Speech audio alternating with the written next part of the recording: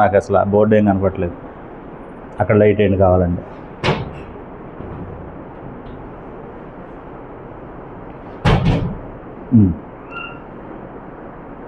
మొదటిదేమో దేశాన్ని గురించి అనుకున్నాం. ఇంకోటి ఏంటంటే సంతానాన్ని గురించి. ఇప్పుడు సంతానాన్ని గురించి మనం ఆలోచిస్తున్నాం. మనం అందరం కూడా మానవ మాతృలమే. మన ఆలోచనలు, మన బలాలు, మన బలహీనతలు ఇవన్నిటిని కూడా ఆలోచిస్తే మనం మానవ మాతృలమే. దేవుడు అంత గొప్పగా, ప్రభు అంత గొప్పగా మనం ఉండలేం. కొన్నిసార్లు మనలో కొన్ని బలహీనతలు ఆవరిస్తాయి. అప్పుడు కూడా మనకు సహాయం చేసి మనల్ని ఉన్నతమైన స్థితిలో ఉంచేవాళ్ళు ఎవరు అంటే దేవుడే. కాబట్టి ఒకసారి నేను ఒక తరగతిలో మన సహోదరులు, మీలో కొంతమందికి తెలుసు, ఆయన వెయిన్ డేవిస్ అని అమెరికా నుంచి వచ్చిన సహోదరులు ఏలూరులో చాలా కాలం ఉన్నారు. ఆయన దగ్గర మేము చాలా విషయాలు నేర్చుకున్నాం. అంటే ఒక పుస్తకాన్ని ఎలా చదవాలి, ఒక విషయాన్ని ఎలా ఆలోచించాలనేటటువంటిది మోస్ట్లీ మేము ఆయన దగ్గరే ఎక్కువ సందర్భాల్లో నేర్చుకున్నాం. అప్పుడు ఆయన మాట్లాడుతూ ఇలాగన్నారు, ఏమనంటే అబ్రహాము గొప్పతనం వెనక, శారా విశ్వాసం వెనక ఎవరున్నారు? దేవుడు ఉన్నాడు. కాబట్టి హీరో ఎవరు వాళ్ళ కథలో? దేవుడు హీరో. వీళ్ళు కాదండి, అబ్రహాం కాదు. అంటే సండే స్కూల్ టీచర్స్కి ఒక పాఠం చెబుతూ ఆయన ఇలాగన్నారు, సండే స్కూల్లో మీరు అబ్రహాము గొప్పతనాన్ని కాదు పిల్లలకి అర్థమయ్యేలా చెప్పాల్సింది, అబ్రహాము చేత ఆ కార్యక్రమాలు చేయించుకున్నటువంటి దేవుడిని హీరోగా మీరు చెప్పాలి. అక్కడ హీరో ఎవరంటే యోసేపు కాదు, దానియేలు కాదు, లేకపోతే అబ్రహాం కాదండి. వాళ్ళని నడిపించినటువంటి దేవుడు, సమయానుకూలమైనటువంటి సహాయం చేసి వారిని నడిపించినటువంటి దేవుడు హీరో. కాబట్టి ఇప్పుడు దేవుడు మనకు తోడుగా ఉన్నాడు, అనుకున్నవన్నీ జరుగుతున్నాయి, రాజుల దగ్గర నుంచి కాపాడుతున్నాడు, కావలసినటువంటి సంపదిస్తున్నాడు, అన్నీ ఇచ్చాడు. కానీ ఒక వెలితి ఉందండి అబ్రహాముకి. ఏంటది? సంతానం లేదు. సో ఇది ఉండి మిగిలినవన్నీ లేకపోయినా మనుషులు సర్దుకుంటారు కదా. ఇప్పుడు ఆస్తి లేకపోయినా పర్వాలేదులే అనుకుంటారు, లేకపోతే కావలసినటువంటి గొర్రె మేకలు, లేకపోతే ఎడ్లు, ఇలాంటి సంపద లేకపోయినా పర్వాలేదులే అనుకుంటారు, ఉన్నదంతా సరిపెట్టుకుందాం. సంతానం లేకపోతే మాత్రం చాలా వరి అయిపోతారండి. అంటే మన జీవితంలో ఒకవేళ అలాంటి పరిస్థితే కనుక వస్తే ఏ డైలమాలో ఉంటామనంటే, ఇంతకీ అసలు దేవుడు మనకు సహాయం చేస్తున్నట్ట చేయనట్ట? ఒక పక్కేమో ఆస్తి చాలా ఉంది, ఒక పక్కేమో రాజుల్ని మనం రాజుల్ని జయించి మనం ముందు కొనసాగలుగుతున్నాం, ఇంకో పక్కేమో ఇంకేదో జరుగుతుంది. అసలు ఏమవుతుంది నా జీవితానికి అనే గందరగోళంలో పడే పరిస్థితి వస్తుంది. అబ్రహాముని దేవుడు పిలిచి ఆయనకి చేసినటువంటి వాగ్దానాలని మళ్ళీ రిపీట్ చేస్తున్నాడు. 15వ అధ్యాయము మనం చదివితే అక్కడ 1-2 వచనాలను మనం చదివితే, అబ్రహామా నీ అంటే నీకు ఇస్తానని చెప్పినటువంటి వాగ్దానాలన్నింటినీ కూడా అత్యధికం చేస్తాను అని చెప్పేసి దేవుడు మాట్లాడుతున్నాడు అబ్రహాంతో. ఇది జరిగిన తరువాత, అంటే మెల్కీసెదెకుకి 10వ వంతు ఇచ్చి తిరిగి వచ్చిన తర్వాత అబ్రహాంతో దేవుడు, ఆయన యెహోవా వాక్యం అబ్రహామునకు దర్శనమందు వచ్చి, అబ్రహామా భయపడకము, నేను నీకు కేడెమును, నీ బహుమానమును అత్యధికము చేసేదనని చెప్పాను. అప్పుడు దేవుడిని నిష్ఠూరంగా అబ్రహాం ఎలా అడుగుతున్నాడంటే, అందుకే అబ్రహామును మనం 100% సంపూర్ణుడిగా చూడటానికి లేదండి, వాళ్ళకు కూడా ఏమున్నాయి? బలహీనతలు ఉన్నాయి. దేవుడు ఏం చేశాడంటే ఆయన సహాయం చేసి ఆ బలహీనతలను అధిగమించేటట్టుగా చేశాడు. అబ్రహాం ఏమంటున్నాడు? ప్రభు అయిన యెహోవా నాకేమిచ్చిననేమి, నేను సంతానము లేనివాడనైపోవచ్చున్నానే, దమస్కు ఎలియాజరే నా ఆస్తికర్త అయ్యగును కదా, నా ఇంటి ఆస్తికర్త అయ్యగును కదా అని చెప్పేసి, మరియు అబ్రహాం, ఇదిగో నీవు నాకు సంతానం ఇయ్యలేదు కనుక నా పరివారంలో ఒకడు నాకు వారసుడగునని చెప్పగా, ఎంత నిష్ఠూరంగా మాట్లాడాడో చూసారా దేవుడి మీద, దేవుడితో అబ్రహాము. నువ్వు నాకు ఏమిస్తే ఉపయోగం ఏముంది, సంతానం ఇవ్వలేదు కదా అంటున్నాడు. అంత ముఖ్యమండి సంతానం? అలాగే చూస్తారు, అందరూ కూడా అలాగే చూస్తారు. నేను వారసుడు కావాలి, పనివారిలో ఒకడు నా ఆస్తి అంతా తినేస్తే ఎలాగా, నా పిల్లలే తినాలి అనేటటువంటి ఒక కోరిక అందరిలో ఉంటుందండి. చాలాసార్లు ఇది అంటే స్పష్టంగా మనుషుల మనసుల్లో కనబడుతుంది. అదొక ఏమంటారు, ప్రతి మనిషిలో ఉండేటటువంటి, దాన్ని బలం అంటారో బలహీనత అంటారో నాకు తెలియదు, కానీ అది కంపల్సరీ ఉంటుంది. అందుకే దేవుడు కూడా ఆశీర్వాదంగానే చెప్పాడు ఆ మాటని. 128వ కీర్తనలో ఏమన్నాడు అని అంటే, నీ చేతుల కష్టార్జితాన్ని నువ్వు అనుభవిస్తావు, నీ పిల్లలు దీవించబడతారు దాని చేత అని చెప్పాడు. మనం కష్టపడి మనం సంపాదించిన దాన్ని మన పిల్లలు తినాలనే మనం కూడా కోరుకుంటాం. దమస్కు వాడైనటువంటి ఎలియాజరే నా ఆస్తికి వారసుడు అవుతాడు కదా అని చెప్పినప్పుడు దేవుడు ఏమన్నాడంటే, లేదు, నేను నీకు సంతానాన్ని ఇస్తాను, నీ గర్భవాసాన్ని పుట్టబోయేవాడికే ఇవన్నీ కూడా దక్కుతాయి, ఇస్సాకు వలన అయిందే నీ సంతానం అని చెప్పి దేవుడు అబ్రహాముకు చెప్పాడు. అబ్రహాంతో ఏం చెప్పాడు అని అంటే, సంతానాన్ని ఇస్తాను అన్నాడు. అబ్రహాం అడిగాడు, నాకు సంతానం ఇవ్వలేదు నువ్వు అని అడిగితే దేవుడు ఏమన్నాడంటే, నీకు సంతానాన్ని ఇస్తాను. ఎంత ఇస్తాను అంటే, నువ్వు ఒకసారి బయటికి రా, గుడారంలో నుంచి బయటకు వచ్చి పైకి చూడు, ఆకాశ నక్షత్రాలను లెక్కించు, అంతమంది అవుతారు. సముద్ర ఇసుక రేణువుల్ని లెక్కించు, అంతమంది అవుతారు. నువ్వు లెక్క పెట్టలేనంత జనాభా అవుతారు అని చెప్పారండి. అయ్యారా అంతమంది? ఏదన్నా ఒక అంకి చెప్పండి ఇంతమంది అయ్యారని ఒక సందర్భంలో.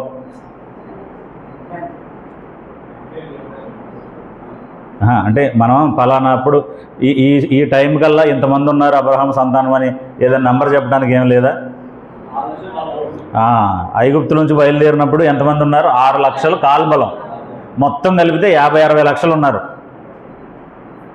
యుద్ధం చేయగలిగే వీరులు 20 ఏళ్ల పైబడిన వారు కాకుండా అందరినీ కలిపితే, వృద్ధుల్ని, పిల్లల్ని, స్త్రీలని అందరినీ కలిపితే ఎంతమంది ఉంటారు? ఒక 50-60 లక్షల జనాభా ఉంటారండి. అంతమంది ఎవరు? అబ్రహాం యొక్క సంతానం. ఆయనలో నుంచి వచ్చినటువంటి యాకోబు యొక్క 12 గోత్రాలకు సంబంధించినటువంటి సంతానం వాళ్ళు అన్నమాట. కాబట్టి దేవుడు ఇసుక రేణువుల్లాగానే చేశాడా వాళ్ళని? అన్నట్టుగానే ఇసుక రేణువుల్లాగానే ఇచ్చాడా? ఆకాశ నక్షత్రాలంతా ఇచ్చారా? ఎలా అంటే ఐగుప్తీయులు భయపడిపోయారు వాళ్ళకి ఎక్కువ మంది పిల్లలు పుట్టేస్తున్నారు. ఆ పుట్టిన వాళ్ళందరూ కూడా తెలివైన వాళ్ళు, బలమైన వాళ్ళు. ఆఖరికి మంత్రసానులకు ఆజ్ఞాపించాడు ఐగుప్తురాజు. ఏమని? పుట్టిన బిడ్డను పుట్టినట్టు చంపేయండి, మగబిడ్డ అయితే చంపేయండి, ఆడదైతే బ్రతకనివ్వండి అన్నాడు. మంత్రసానులు వెళ్ళేలోపే కనేసేవారటండి వాళ్ళు. అంత చురుకైనటువంటి వాళ్ళు హెబ్రీ స్త్రీలు, ఆరోగ్యంగా ఉంటారు. దేవుడు వాళ్ళని అలాగా ఆశీర్వదించాడు. మంత్రసానులు కూడా వెళ్ళారు కానీ వాళ్ళు పిల్లల్ని చంపలేదు. అందుకు దేవుడు వాళ్ళకి వంశాభివృద్ధి కలుగు చేశాడటండి. కాబట్టి దేవుడు అబ్రహాంకి ఏం వాగ్దానం చేశాడు? అబ్రహాం దేవుడిని ఏమడిగాడు అని అంటే, నువ్వు నాకు సంతానం ఇవ్వలేదు అని అన్నాడు అనమాట అండి. ఇక్కడ మీరు ఎప్పుడైనా ఎవరితోనైనా మాట్లాడేటప్పుడు ఇటువంటి మాటల్ని వాళ్ళకి చెప్పి బలపరచాలి. దేవుడే ఇస్తాడు సంతానం అని చెప్పి. నేను కొన్ని మాటలు చెప్తాను ఈ సందర్భంగా మీ గుర్తుపెట్టుకోవడం కోసం. మొట్టమొదటి స్త్రీ హవ్వ ఏమందండి? యెహోవా దయ వలన ఒక మనుషుని నేను సంపాదించుకున్నాను అంది. అబ్రహాం ఏమన్నాడు? నువ్వు నాకు సంతానం ఇవ్వలేదు అన్నాడండి. అంటే సంతానం ఇచ్చేవాడు ఎవరు? దేవుడు. ఇస్సాకు ఎవరిని వేడుకున్నాడు? తన భార్య గొడ్రాలు కనుక. రాహేలు కాలర్ పట్టుకుని అడిగిందంటండి యాకోబుని, మా అక్కకే పుడుతున్నారు పిల్లలు, నాకు పుడతారా లేదా, నాకు సంతానం ఇస్తావా లేదా అంటే, నేను ఏమన్నా దేవుడినా అని అడిగాడు యాకోబు. యాకోబు కూడా ఎవరిస్తున్నారని చెప్పాడండి? దేవుడే ఇస్తున్నాడని చెప్పాడు. సో ఇట్లా విశ్వాసులు అందరూ కూడా ఎవరిని అడిగారు సంతానం కోసం? దేవుడిని అడిగారు. హన్నా ఎవరిని అడిగింది? భర్తను రా మందులు వాడదామందా, లేకపోతే పలానా చోటకి వెళ్ళొద్దామందా? దేవుడిని అడిగిందండి. గోజాడి సంపాదించుకుంది. దేవుడు ఇచ్చాడు ఆమెకు సంతానాన్ని. నా తల్లి గర్భమందు నన్ను నిర్మించిన వాడవు నీవే. ఎవరన్నారన్నమాట? దావీదు అన్నాడు. సో వీళ్ళందరూ కూడా ఏమి నమ్ముతున్నారు? దేవుడే ఇచ్చాడని. సో కాబట్టి మనందరం కూడా ఏమి నమ్మాలి? మేము చాలా, మా వంశంలో చాలామందికి మొదట పెళ్ళైన సంవత్సరమే పుట్టేస్తారు అని కొంతమంది అంటారు. అలా కాదు. నీకు పెళ్ళైన వెంటనే పుట్టినా, 10 ఏళ్లకు పుట్టినా, 5 ఏళ్లకు పుట్టినా ఎవరిస్తున్నారు? ఒకవేళ లేదు మా వల్లనే మాకు పుడుతున్నారు, మేము మా బలం వల్లే, మా శక్తి వలన అంటే ఏదైనా ఒక డేట్ చెప్పండి, పలానప్పుడు నా భార్య కన్సీవ్ అవుద్ది. 5వ తారీఖో 6వ తారీఖో 7వ తారీఖో ఆ రోజు నాడు నా భార్య గర్భవతి అవుతుంది, మొట్టమొదట ఆమె గర్భవతి అయినట్టుగా నేను ఫలానా డేట్ రోజు నాడు చెప్పేయగలను అని చెప్పండి. అప్పుడు మీ వల్ల నేను నమ్ముదాం. తెలుస్తుంది ఎవరికైనా అలాగా? పోనీ ఫలానా నిమిషంలో ఫలానా గంటలో మా అబ్బాయి పుడతాడని చెప్పండి. అది ఎవరి వల్ల కాదు. కాబట్టి జనన మరణాలు పూర్తిగా ఎవరి వశం? దేవుని వశం. కాబట్టి అబ్రహాము నాకు సంతానం ఇవ్వు అని అడిగాడు. అబ్రహాం నాకు సంతానం ఇవ్వు అన్నాడని అంటే ఆ సఫరింగ్ ఇంకెవరికి ఎక్కువ ఉంటుంది? ఆయన కంటే ఎక్కువ ఎవరికి ఉంటుంది ఆ బాధ? స్త్రీకి ఉంటుందా, పురుషుడికి ఎక్కువ ఉంటుందండి? పురుషుడు కేవలం కొన్ని సందర్భాల్లో కొంతమందికి అకౌంటబుల్ అవుతాడు. మన దేశంలోనైతే అసలు ఇదేమీ పట్టించుకోకుండా అక్కకి పిల్లలు పుట్టకపోతే చెల్లిని ఇచ్చి పెళ్లి చేసే సంస్కృతి ఒకటి ఉండేది పూర్వం. మా తాతయ్య వాళ్ళ టైంలో అక్క చెల్లెళ్ళు అందరిని ఒక ఆయనకే ఇచ్చి చేసేవాళ్ళండి. అక్కకి పిల్లలు పుట్టకపోతే చెల్లిని, చెల్లికి పిల్లలు పుట్టకపోతే ఇంకో చెల్లి ఉంటే ఆమెని, అలాగా ఒక్కడికే ఇచ్చి పెళ్లి చేసేవాళ్ళు. పురుషుడికి ఇబ్బంది లేదు. అసలు పిల్లలు పుట్టకపోవడం అనే లోపం కేవలం ఎవరికి ఉంటుందని నమ్మేవాళ్ళండి, స్త్రీకే. వాస్తవానికి స్త్రీకి ఏ సంబంధం లేదండి. మగబిడ్డ పుట్టడానికైనా, ఆడపిల్ల పుట్టడానికైనా, అసలు పిల్లలు పుట్టడానికైనా సంబంధం ఎవరికి? పురుషుడే. పురుషుడిని బట్టే ఇవన్నీ జరుగుతాయండి. స్త్రీ కేవలం ఆ గర్భం పిల్లల్ని దాచడానికి ఉపయోగపడేదే, అంతే. మీరు ఎవరినైనా అడగండి, ఏ డాక్టర్నైనా అడగండి, ఆమె పని ఏంటి? ఆమె కడుపులో దాచుకుని కని నీకు ఇవ్వడం. కానీ దానికి సంబంధించిన ప్రాసెస్ అంతా ఎవరి వలన జరుగుద్ది? పురుషుడు వలన. అతనికి ఉన్నటువంటి ఆరోగ్యం వలన, అతని మీద దేవుని యొక్క దయ వలన జరుగుతుంది అన్నమాట. సో కాబట్టి స్త్రీలనే ఎక్కువ మంది కార్నర్ చేస్తారు. అత్తగారు పెళ్ళవగానే ఏంటి విశేషం, ఏంటి విశేషం, ఏంటి విశేషం చంపేస్తారండి వాళ్ళు. పాపం సుఖంగా ఉండనివ్వరు. ఒక 3 నెలలు 4 నెలలు అవగానే అత్తలందరూ ఏం మొదలు పెడతారండి? ఇంకా ఏం విశేషాలు చెప్పట్లేదండి. ఉందా మీ అబ్బాయికి ₹1,00,000 అప్పు ఉంది అత్తయ్య అని చెప్పండి. ఇంకేం కావాలి విశేషాలు అంతకంటే? చంపేస్తారండి. నేను కొంతమంది బాగా చదువుకున్న వాళ్ళని చూశాను. వాళ్ళు ఎలా తయారయ్యారంటే, ఒకరోజు వాళ్ళ ఇంట్లో చిన్న ఫంక్షన్ జరిగితే వాళ్ళకి 2-3 సర్వెంట్స్ ఉన్నారు. ఆ అమ్మాయి చాలా పెద్ద జాబ్ చేస్తుంది సమాజంలో. ఆమెతో ఆకులు తీపించారండి. భోజనాలు చేసిన దగ్గర తిన్న ఆకులు ఉంటాయి కదా, అవి తీపించారు. అంటే అది హంబుల్నెస్ అయితే పర్వాలేదు. మన ఇంట్లో ఫంక్షన్ జరిగింది, మన ఇంటికి వచ్చిన వాళ్ళందరూ గెస్ట్లు, మనం వాళ్ళకు హోస్ట్లు, వాళ్ళని ఆతిథ్యం ఇచ్చేవాళ్ళం అని తీస్తే పర్వాలేదు. నేను అడిగాను, 3 సర్వెంట్స్ ఉన్నారు, ఆవిడతో తీపిస్తున్నారేంటి, ఆమె ఎందుకు తీస్తుందమ్మా అని వాళ్ళ అత్తగారిని అడిగితే, పిల్లలు పుడతారయ్యా ఆకులు తీస్తే అన్నారు. ఆకులు తీస్తే పిల్లలు పుడతారండి. అంటే ఆమెను అందరి ముందు ఏం చేయటం? అందరి ముందు ఆమెను హీనపరచడమేనా, ఈమెకు బిడ్డలు కలగలేదని? ఇంకొంతమంది తోటికోడలకు పిల్లలు పుడితే పిల్లలు పుట్టిన ఆమెకి పిల్లని ఎత్తుకోవడానికి ఇవ్వరండి. ఇప్పుడు పెళ్ళయి 2 సంవత్సరాలకి సైన్స్ ప్రకారం 50 సంవత్సరాలు అప్పుడు పిల్లలు కన్న వాళ్ళు కూడా ఉన్నారండి. స్త్రీ ధర్మం ఎప్పుడైతే ఉడికిపోద్దో, మంత్లీ కార్యక్రమం ఎప్పుడు ఆగిపోతుందో అప్పుడుతో ఇక పుట్టరు అని నిర్ణయించుకోవాలి. అందాక పుడతారు, అప్పుడు డిసైడ్ చేయండి గొడ్రాలని. 2 ఏళ్ళకి 3 ఏళ్ళకి ఎలా చేస్తారు? ఏమో అబ్బాయిది లోపమేమో తెలియదు మనకేంటి. అది ఒక్క ఆమెనే ఎందుకు అందరూ బ్లేమ్ చేస్తారు? సో ఇట్లాంటి మూర్ఖత్వం ఇలాంటిది మనుషుల్లో ఉందండి. కాబట్టి ఏ కాలంలోనైనా స్త్రీ బిడ్డలు లేకపోవడం చాలా అవమానంగా. అన్నాను చూడండి, ఆమె తోటికోడలు పెనిన్న ప్రతి సంవత్సరం శిలోహలో ఉన్న దేవుని మందిరానికి వెళ్ళినప్పుడు ఆమెకు వచ్చిన వాటాలను బట్టి, అంటే ఉన్న మనుషులను బట్టి ఇస్తారు కదా అక్కడ భాగాలు, అది తీసుకుని నీకు ఒక్కటే వచ్చింది మాకు అని ఆమెను హేళన చేసేదటండి. ఆ అవమానం పోతానికి నాకు ఒక బిడ్డ నీకే తిరిగి ఇచ్చేస్తానని దేవుణ్ణి వేడుకుందాను. ఎంత బాధ ఉందంటే ఆమెలో. ఆమె దేవుణ్ణి ప్రార్థన చేసుకుంటున్న మాటల్ని చూసినటువంటి ఏలీకి ఎలా కనబడిందండి ఆమె? ఈవిడ కానీ తాగేసిందా, ఎంత ఊగిపోతుంది దేవుని సన్నిధిలో అని ఆయన అడిగాడు. నీ మత్తు నీకు దూరం అగును గాక. దేవుని సన్నిధిలో ఇలా ఉండకూడదంటే, నా ఏలినవాడు నన్ను క్షమించు, నేను మత్తురాలను కాదు, నా దేవుడికి నేను నా బాధ అంతా చెప్పుకుంటున్నాను అందండి. అంత బాధ. కాబట్టి ఏమనిపిస్తుంది మీలో? ఇప్పుడు మనలో ఎవరికైనా సరే చాలా ఆస్తి ఉంది, చాలా పేరుంది సమాజంలో, దేవుడు ఏ రోజునైనా మన కోసం మెడలు వంచి మనకు సహాయం చేస్తున్నాడు, కానీ పిల్లలు లేరు. ఇప్పుడు దేవుడు ఉన్నట్టా లేనట్టా, దేవుడు చేస్తున్నట్టా చేయనట్టా అనేటటువంటి డౌట్ బయలుదేరద్దా? లేదండి, బయలుదేరద్ది. సో అందుకు అబ్రహాము కొంచెం ఏమన్నాడంటే, నా దేవుడైన యెహోవా నాకు ఏమిస్తే ఉపయోగం ఏముంది, సంతానం లేనివాడిని అయిపోతున్నాను కదా అన్నాడు. అప్పుడు 17వ అధ్యాయంలో దేవుడు ఏం చెప్పాడు అని అంటే, 15-16 వచనాలు మనం చదివితే, మరియు దేవుడు నీ భార్య అయిన శారాయి పేరు శారాయి అనవద్దు, ఏలయనగా ఆమె పేరు శారా. నేను ఆమెను ఆశీర్వదించి ఆమె వలన నీకు కుమారుని కలుగజేసేదను. నేను ఆమెను ఆశీర్వదించేదను, ఆమె జనములకు తల్లి అయి ఉండును. జనములకు తల్లి అయి ఉండును. ఇంతకుముందు ఒక జనాంగానికి తల్లి ఆమె, ఇప్పుడు జనములకు తల్లి అయి ఉండును, ఆమె వలన రాజులు ఆమె వలన కలుగుదురని అబ్రహాముతో చెప్పాను. అప్పుడు అబ్రహాం అనుకున్నాడట, నవ్వాడటండి, లోపల నవ్వుకున్నాడట మనసులో. ఏమని? 100 ఏండ్ల వానికి సంతానం కలుగునా, 90 ఏండ్ల శారా కనునా అని మనసులో అనుకున్నాను. ఇలాంటివి ఉంటాయండి మనకి.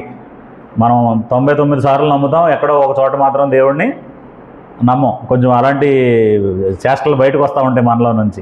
అప్పుడు ఫిక్స్ చేస్తాడు దేవుడు ఏదో ఒకటి చెప్పి, సరైన జవాబు చెప్పి ఏం చేస్తాడు, నీకు మళ్ళీ ఎలాంటి ఆలోచన రావడానికి వీలు లేదు అని చెప్పి అంటాడు అనమాట. మనసులో అనుకున్న దేవుడికి ఎలా తెలుసండి? బయటకు అనలా, మనసులో అనుకున్నాడు అబ్రహాం, దేవుడికి ఎలా తెలిసింది? హృదయంతరంగములు దేవుని యొక్క ఆధీనంలో ఉంటాయి, ఆయనకు తెలుసు. మాట నాలుకకు రాకమునిపే అది ఆయనకి పూర్తిగా తెలుస్తుందండి, కొంచెం కొంచెం కాదండి. కొంతమంది లిప్ రీడింగ్ అని చెప్తూ ఉంటారు. మనం మామూలుగా నోట్లో మాట్లాడుకుంటూ ఉంటే మన పెదాలను బట్టి నువ్వు ఇలా మాట్లాడుతున్నావు కదా అని చెప్పేసేవాళ్ళు ఉంటారు, అదొక ఆర్ట్. ఇది లిప్ రీడింగ్ కాదండి, లోపల ఉన్న బాధ అంతా, స్వభావం అంతా కూడా బయటికి దేవుడు చెప్పాడు. చెప్పి ఏమన్నాడు?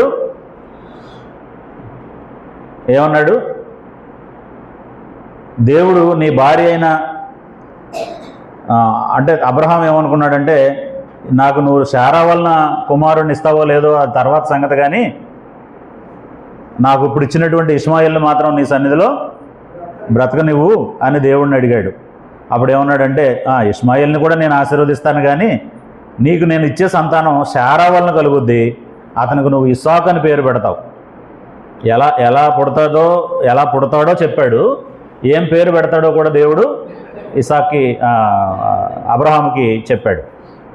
కాబట్టి నువ్వు నిబంధన చేసుకో, నీ నిబంధన కొనసాగుతుంది. దీనికి సూచనగా నీకు నేను ఇవ్వబోయేటటువంటి సంతానం, ఆ సంతానం నాది అనడానికి సూచనగా నువ్వేం చేస్తావు అని అంటే, సున్నతి పొందు అన్నాడండి.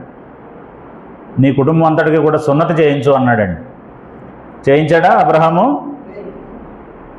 పిల్లోడు పుట్టకు చూద్దాంలే, ముందు అసలు జరగని అన్నాడా?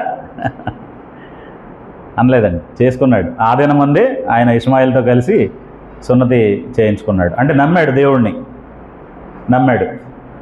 తర్వాత మనం చూస్తే 18 ఆదికాండం 17, 24, 27 వచనాలు మనం చదివితే, 24, 27 వచనాలు మనం చదివితే, అబ్రహాము గోప్యాంగ చర్మము సున్నతి చేయబడినప్పుడు అతడు 90 ఏండ్లవాడు.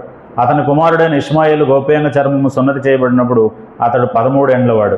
ఒక్క దినమందే అబ్రహాము అతని కుమారుడైన ఇష్మాయిలు సున్నతి పొందిరి. అతని ఎంట పుట్టిన వారు అందరూ అన్యుని యొద్ద వెండితో కొనబడిన వారును, అతని ఇంటిలోని పురుషులందరూ అతనితో కూడా సున్నతి పొందిరి. ఇప్పుడు ఈ సున్నతి పొందడానికి కారకుడు ఇష్మాయిలా, వారసత్వం అనేది, లేకపోతే పుట్టబోయే ఇస్సాకు. దేవుడు చేసినటువంటి వాగ్దానాలన్నీ ఎవరితో కనెక్ట్ అయి ఉన్నాయి? ఇస్సాకుతో అయి ఉన్నాయి. ఇష్మాయిల్కి ఏం సంబంధం లేదండి. ఇష్మాయిల్ సెపరేట్, ఆయన వేరే. కాబట్టి దేవుడు ఆయనకు సంతానాన్ని ఇస్తాడని నమ్మి ముందుగానే ఏం పొందాడు? సున్నతి పొందినట్టుగా మనం చూస్తున్నాం. 18వ అధ్యాయము 10, 13 వచనాలు మనం చదివితే, 18వ అధ్యాయము 10, 13 వచనాలు మనం చదివితే, అందుకు ఆయన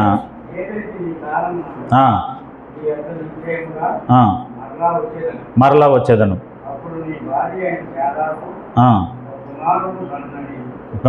కలుగునని చెప్పాను. అప్పుడు శారా కూడా గుడారంలో ఉండి వింటుందటండి ఈ మాటలు.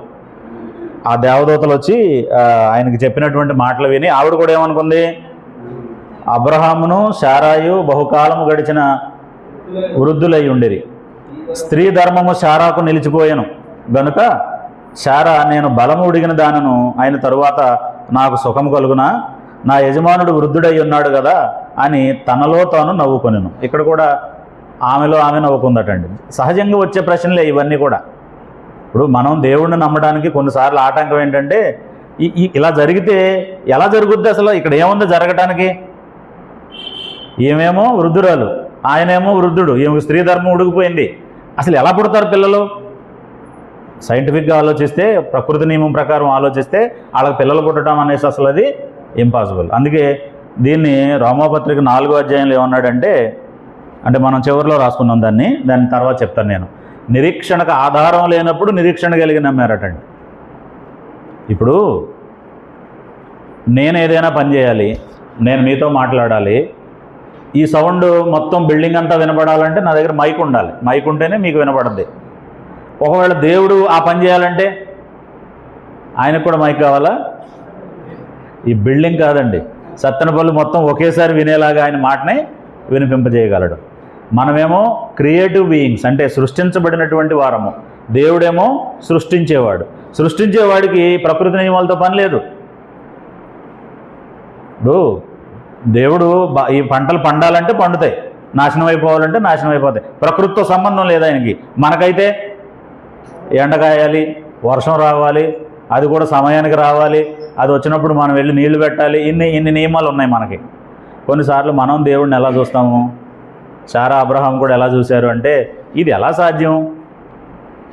నేనేమో వృద్ధురాలను అయిపోయాను, ఆయనేమో వృద్ధుడైపోయాడు, ఎలా సాధ్యం ఇది అని చెప్పి తనలో తాను నవ్వుకుందటండి. అప్పుడు దేవుడు ఏమన్నాడు అని అంటే, నిశ్చయముగా అంతటా యెహోవా అబ్రహాముతో, వృద్ధురాలైన నేను నిశ్చయముగా ప్రసవించేదనని శారా నవ్వనేలా? యెహోవాకు అసాధ్యమైనది ఏదైనా ఉన్నదా? కొన్నిసార్లు ఆ మాటను మర్చిపోతామండి. మనం చేసే దేవుడు అనే సంగతి మర్చిపోయి మన పక్కింటి ఆయనలాగా ఎలా చేస్తాడు, ఆయన దగ్గర పలుగు లేదుగా, పారలేదుగా, సుత్తి లేదుగా, చానం లేదుగా అంటాం అనమాట అండి మనం. దేవుడికి అయ్యాన్ని ఎందుకు? దేవుడికి అయ్యాన్ని ఎందుకండి? మొన్న మధ్య బాబు గోగినేని అని ఒక ఎథిస్ట్, అంటే హేతువాది మంచి మనిషి, నెమ్మదిగా అసలు ఏమంటారు, నిమ్మకు నీరెత్తినట్టు అంటారు చూసారు, అలా మాట్లాడతాడు ఆయన. ఎక్కడ కంగారు లేకుండా స్లోగా మాట్లాడతాడు ఆయన. ఆయన అడుగుతున్నాడు, కన్యక గర్భవతి ఎలాగవుతుంది? చనిపోయిన వాడు 3వ దినాన్ని ఎలా లేస్తాడు? ఇవన్నీ ఎలా జరుగుతాయి? నాకు సైంటిఫిక్గా నిరూపించండి అంటాడు. అసలు విశ్వాసానికి సైన్స్కి సంబంధం లేదు. విశ్వాసం అంటేనే దేవుడు చేస్తాడని. నిరీక్షింపబడి వాటి యొక్క నిజ స్వరూపము అదృశ్యమైనవి ఉన్నవనుటకు రుజువు. దానికి సైన్స్ ఎక్కడ ఉంటుంది? దానికి ఎక్కడ కెమిస్ట్రీ ఉంటుంది? దానికి ఎక్కడ థియరీలు ఉంటాయి? దేవుడు చేస్తాడు, మనుషులు చూస్తారు. అది దానికి ప్రకృతి నియమంతో పని లేదు, ఏమీ లేదు. ఏ కెమిస్ట్రీ అక్కడ లేకుండానే ఎర్ర సముద్రం ఏమైంది? పాయిలైంది. 6 నెలలు కనబడిందండి. ఆ పని మనం చేయాలంటే ఎంతకాలం పడుద్ది? సాధ్యం కాదు. ఒకవేళ అయినా కొన్ని నెలలు, సంవత్సరాలు పడద్దండి ఆ నీళ్లు అంతా ఆరిపోయి చేసేలాగా వాటిని విడగొట్టాలంటే, ఇంకేదైనా సూత్రం వాడి. కాబట్టి దేవుడు చేసేటప్పుడు, క్రియేటర్ చేసేటప్పుడు సైన్స్ అక్కర్లా. మనం చేస్తే సైన్స్ కావాలి. ఇప్పుడు మీరు వెళ్ళి నేను ఇక్కడ పలానా బ్రిడ్జ్ కట్టేస్తానని అన్నాం అనుకోండి, ప్లాన్ ఇవ్వండి అని అడుగుతారు మిమ్మల్ని ఎవరైనా. దేవుడికి ఏం అక్కర్లా, అక్కడ కలుగ్గా కంటే కలుగుద్ది అంతే. సో కాబట్టి ఇక్కడ మనం చూడాల్సింది ఏంటంటే విశ్వాసంతో చూడాలి. ఇవన్నీ సైన్స్తో కాదు, లేకపోతే హిస్టరీతో కాదు, లేకపోతే ఇంకేదో థియరీ ప్రకారం కాదు, ఏదో థియరీ ప్రకారం కాదు. కాబట్టి ఇప్పుడు శారా ఏమనుకుంది, అబ్రహాం ఏమనుకున్నాడంటే, మా ఆరోగ్యాలు ఎలా ఉంటే మేము ఎలా బిడ్డలుగా అంటాం అనుకున్నారండి. అప్పుడు దేవుడు ఏమంటున్నాడంటే, మీ ఆరోగ్యంతో నాకేం పని? నేను ఇచ్చేవాడిని కదా, నేను సృష్టించేవాడిని. సృష్టించేవాడికి ఏం పని వీటితో? వాటితో ఏమైనా పని ఉందా ఆయనకి? ఆరోగ్యంతో అనారోగ్యంతో ఏమైనా సంబంధం ఉందా? ఇప్పుడు క్షణంలో నీటిలో మునగ్గానే కుష్ఠవ్యాధి నయమైపోద్దా? మామూలుగా అయితే ప్రకృతి నియమం ప్రకారం అవుద్దా? నీళ్లలో మునిగితే నేల మీద ఉన్న మట్టికి ఉమ్ము రాసి కళ్ళకు రాసి నువ్వు వెళ్ళి కడుక్కో అంటే కోనేటిలో కడిగేసుకుంటూ వచ్చేద్దా కళ్ళు? అవన్నీ దేవుడు ఆయన శక్తితో చేసే పనులు అవి. దానికేం థియరీ ఉంటుంది? కాబట్టి ఇక్కడ మనం ఆలోచించవలసింది ఏంటంటే, అబ్రహాము శారా మామూలుగా ఆలోచించారు. అందుకే దేవుడు అప్పుడప్పుడు కొన్ని మాటలు చెప్తాడు. 103వ కీర్తనలో ఏమన్నాడంటే, మనము మంటివారమని ఆయన జ్ఞాపకం చేసుకొనుచున్నాడు. మన బలహీనతలు ఆయనకి బాగా తెలుసు. కొన్నిసార్లు మనం డెలికేట్గానే ఆలోచిస్తాం, మనలాగానే ఆలోచిస్తాం. అప్పుడు దేవుడు ఎప్పుడైతే జోక్యం చేసుకుంటాడో మనలో ఆ మారు మనసు అనేటటువంటిది వస్తుంది అన్నమాట. కంగారు పడిపోయింది శారా. నేను నవ్వలేదు అందన్నమాట. ఆ భయానికి, అంటే దేవుడు ఇది వినేసాడు అన్న కంగారులో ఏముందంటే అందే. కానీ దేవుడు నేను ఇస్తాను అన్న మాటకి ఆమె ఎలా రెస్పాండ్ అయిందో మనం ఒక మాటను చదువుదాం. హెబ్రీలకు రాసిన పత్రిక 11వ అధ్యాయము 11, 12 వచనాలను మనం చదివితే, హెబ్రీలకు రాసిన పత్రిక 11వ అధ్యాయము 11, 12 వచనాలు మనం చదివితే, విశ్వాసమును బట్టి చూడండి, ఇక్కడ కూడా ఏ థియరీని బట్టి కాదట, దేన్ని బట్టి? విశ్వాసమును బట్టి శారాయు అంటే నాకు వాగ్దానం చేసిన వాడు నమ్మదగిన వాడు. నా ఆరోగ్యం కంటే, నా స్త్రీ ధర్మం కంటే, నా భర్త యవనస్తుడా వృద్ధుడా అన్న దానికంటే కూడా ఏది ముఖ్యమైంది? విశ్వాసం ముఖ్యమైంది. వాగ్దానం చేసిన వాడు నమ్మదగిన వాడిని ఎంచుకొనెను గనుక తాను వయసు గతించినదైనను గర్భము ధరించుటకు ఏం పొందిందట? ఆమె శక్తి పొందింది. దేన్ని బట్టి? విశ్వాసాన్ని బట్టి, దేవుడు చేస్తాడు అనేటటువంటి నమ్మకాన్ని బట్టి. నిరీక్షణకు ఆధారం లేనప్పుడు నమ్మారా? నిరీక్షణ ఏమైనా ఉందా వాళ్ళకి? ఏమీ లేదు. అసలు నమ్మడానికి ఏమాత్రం స్కోప్ లేనప్పుడు ఆమె నమ్మింది. తర్వాత చదవండి. అందుచేత చూడండి, అప్పుడు అబ్రహాముని గురించి ఏం ఆలోచన ఉంది? మృతతుల్యుడు అంటే ఆరోగ్యం అంతా పాడైపోయినటువంటి వృద్ధుడు, పిల్లలు పుట్టడానికి ఏమాత్రం అవకాశం లేనటువంటి మృతతుల్యుడైన ఆ ఒక్కని వలన ఎలాగట? దేవుడు ఏదైతే చెప్పాడో ఆ ప్రకారం లెక్కకు ఆకాశ నక్షత్రాల వలె, సముద్ర తీరమందలి ఇసుక రేణువుల వలె సంతానాన్ని ఆమె పొందింది. సో ఈ స్ట్రగుల్లో మనం అర్థం చేసుకోవాల్సింది ఏంటంటే, బిడ్డలు కలగలేదు, అందరూ కూడా గొడ్రాలని శారా అని అంటున్నారు. శారాకు వచ్చిన ఇబ్బంది ఏంటంటే, చాలా వయసు వరకు బిడ్డలు కలగనందుకు మనుషులు ఆమెను అపార్థం చేసుకున్నారు, నవ్వారు. ముసలి వయసులో బిడ్డను కన్నందుకు కూడా నవ్వారండి. ఈ రెండింటిని కలిపి దేవుడు ఏం చేశాడంటే ఇస్సాకు అని పేరు పెట్టాడు. ఇస్సాకు వచ్చి ఏం కలుగు చేశాడు? నవ్వు కలుగు చేశాడు శారాకి. అందరూ నవ్వుకున్నారట, ఏమని? వృద్ధాప్యమందు శారా బిడ్డను కందని. శారాకు కూడా బిడ్డ కలిగినందుకు ఏం కలిగింది? నవ్వు కలిగింది. అందుకు ఆయనకి ఇస్సాకు అనే పేరు పెట్టారు. ఇస్సాకు అనే పేరు అంత గొప్పదండి. ఎవరికి పడితే వాళ్ళకి పెట్టకండి. ఒరేయ్ ఇస్సాకు వస్తావా సాయంత్రం అనే వాళ్ళకి పెట్టకండి ఆ పేరు. చాలామంది సాయంత్రం వెళ్ళే వాళ్ళకి పెడతారు ఆ పేరు. అలాంటి వాళ్ళకి పెట్టకండి ఆ పేరు. ఎక్కడైనా నవ్వు కలిగించేవాడిగా, అందరికీ చక్కటి మేలు చేసేటటువంటి వాడిగా ఉండేవాళ్ళకి పెట్టండి ఆ ఇస్సాకు అన్న పేరు. సో కాబట్టి ఇక్కడ అంటే అక్కడ మనకి ఏమనిపిస్తుంది అని అంటే, డెలికేట్ అయిపోయిందేమో ఆమె అనిపిస్తుంది, కానీ అలాగైపోలేదు. ఆమె విశ్వాసంతో ఏం చేసిందట? గర్భం ధరించింది. అంటే ఇక్కడ నా పాయింట్ ఏంటంటే, బిడ్డలు కలగలేదు. ఒక పక్క హాగరు ఈ కంగారు పడిపోయి శారా ఏం చేసింది? ఎలాగోలాగా, అంటే ఇప్పుడు స్త్రీలకి కొన్ని విషయాల్లో అలాంటి తొందరపాటే ఉంటుందండి. బిడ్డలు కలగకపోతే గబక్కన ఎవరో ఒకరిని అడాప్ట్ చేసుకోవడం, అంటే వెయిట్ చేసే పని అయితే చేసుకోవద్దు. నేను ఒక సలహా చెప్తాను ఏంటంటే, మీరు పిల్లల కోసం ఎదురు చూసే పని అయితే పిల్లల్ని దత్తత తీసుకోవద్దు. పిల్లల్ని కనే ఉద్దేశం ఇక నాకు ప్రయత్నం కూడా చెయ్యం మేము, ఇక మేము దత్తత తీసుకున్న పిల్లలు మాకు చాలు అనుకుంటే దత్తత తీసుకోండి. ఎందుకంటే మీ కడుపున ఒక బిడ్డ పుట్టగానే దత్తత తీసుకున్న పిల్లలు మీకు దూరంగా కనబడతారు. పెద్దలు అద్భుతమైన సామెతలు చెప్పేవారండి. ఏమని చిన్నప్పుడు మేము విన్నది ఏంటంటే, ఒక పేగు ఎడమైతే ఒక ఊరు ఎడమవుతుందని చెప్పేవాడు. ఎవరో అమ్మకన్న బిడ్డ వీళ్ళు తెచ్చి పెంచుకుంటే వీళ్ళ కడుపున ఒక బిడ్డ పుట్టినప్పుడు ఆమె ఏమైపోద్ది?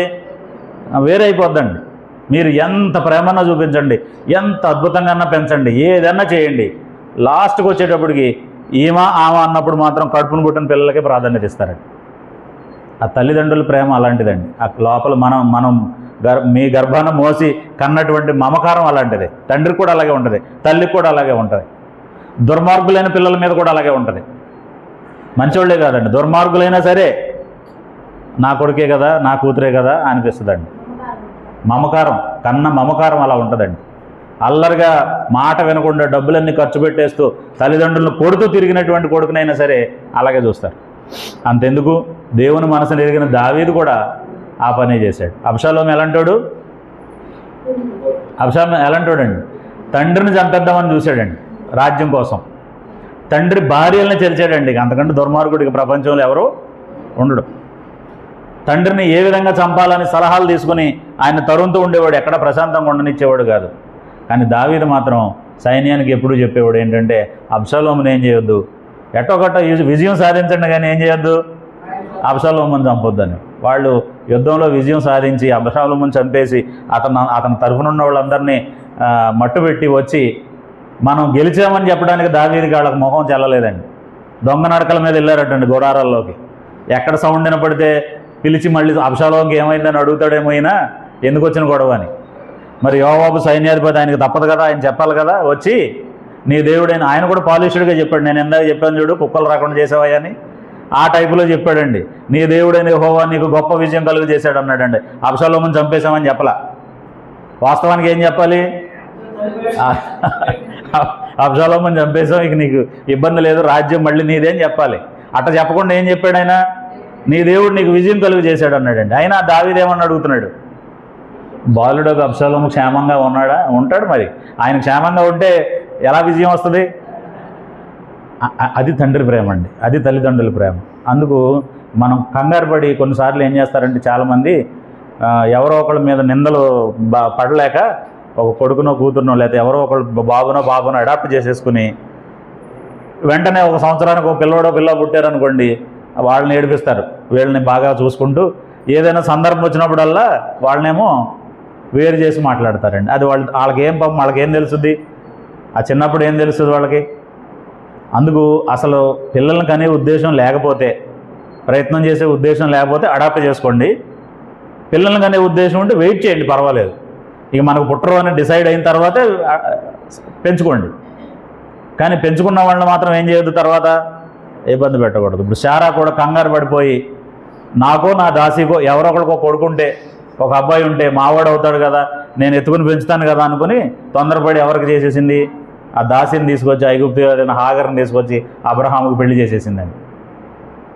అబ్రహాముకి హాగర్కి ఒక కొడుకు పుట్టాడు, ఇష్మాయేల్. ఇస్సాకు పుట్టేంత వరకు ఆయన అపురూపంగానే చూసుకుంది. ఇస్సాకు చిన్నాడు, ఆ ఇష్మాయేల్ కొంచెం పెద్దోడు. వాడు స్వభావరీత్యా అడవి గాడిదలు అంటాడటండి, ఆడు మామూలుడు కాదు. ఇష్మాయేల్ కూడా పాలు విడిచిన దినాన ఇద్దరు అక్కడ ఆటలాడుకుంటూ ఉన్నప్పుడు ఇతను కొంచెం పెద్దోడు కదా, చిన్నోడిని ఏడిపిస్తున్నాడు, ఇలాగని కొడుతున్నాడు. ఏదో తల్లి చూసిందండి. నేను ఇది కూడా చెప్తాను, ఎక్కడికి వెళ్ళినా పిల్లల విషయంలో తల్లి ఆడసింహం అండి. భర్తను కూడా స్పేర్ చేయదు. ఎప్పుడైనా లాగిపెట్టి ఒకటి కొడతాం, మనం ఏదో చిరాకులో ఉంటామండి, వాళ్ళు వచ్చి ఏదో ఏడిపిస్తూ ఉంటారు, గట్టి కొట్టేస్తాడండి తండ్రి. ఎంత కళ్ళెర చేస్తుందని అంటే బిడ్డను పక్కకు లాక్కుని అంత దెబ్బ కొట్టావు, పిల్లల్ని అలాగైనా దండించేది అని చెప్పి పక్కకు తీసుకుంటుందండి, చంపేస్తుందండి మీద పడి. అలా ఉంటుంది ఆ తల్లి కోపం. పిల్లల్ని ఎవరైనా హేళన చేశారంటే వాళ్ళ అమ్మోళ్ళ ఇంటికి కూడా వెళ్ళదండి. ఎప్పుడైనా కూతురు వాళ్ళ పిల్లల్ని తక్కువ చేసి చూశారనుకోండి, వాళ్ళ అమ్మగారింటికి వెళ్ళినప్పుడు ఇంకా మళ్ళీ వాళ్ళ ఇంటికి వెళ్దాం. పిల్లల విషయంలో తల్లి అలా ఉంటుంది అనమాట అండి. ఈమె కళ్ళారా చూసింది. దాసి కొడుకు ఏం చేస్తున్నాడు?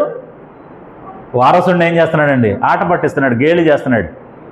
వెంటనే కోపం వచ్చేసింది, అబ్రహాముని పిలిచింది, దాసిని దాని కుమారుడిని వెళ్ళగొట్టే, అసలు నా కుమారుడితో సమానంగా ఉండటానికి వీలు లేదు అన్నాడు.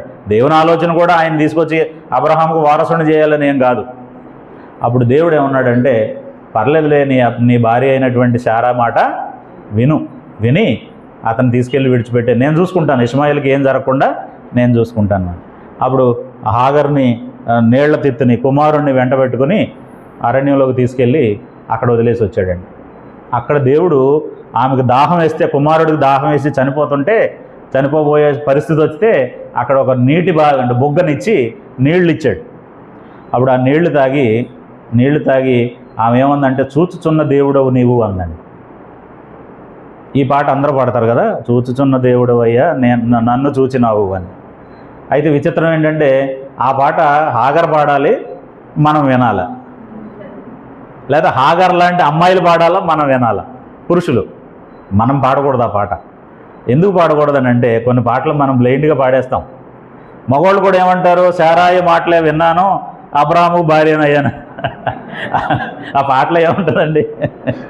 శారాయి మాటలే విన్నాను, అబ్రాహాము భార్యనయ్యానని ఆమె చెప్పిన మాటలు ఈ పాటలో ఉంటాయండి. పురుషులు కూడా ఏం పాటలు ఆ పాటే పాడతారండి. మరి మనం ఎలాగంటాం ఆ మాట? శారాయి మాటలే విన్నాను, అబ్రాహాము భార్యనయ్యానని. సో అది కేవలం ఎవరికి సంబంధించిన సందర్భం? ఆమె పాడితే బాగుంటుంది, ఆమె చెప్పిన మాట ఆ సందర్భానికి వాడితే బాగుంటుంది. సో కాబట్టి ఇలాగా శారా ఏం చేసింది అని అంటే తొందరపాటు శారాలో కూడా ఉందండి.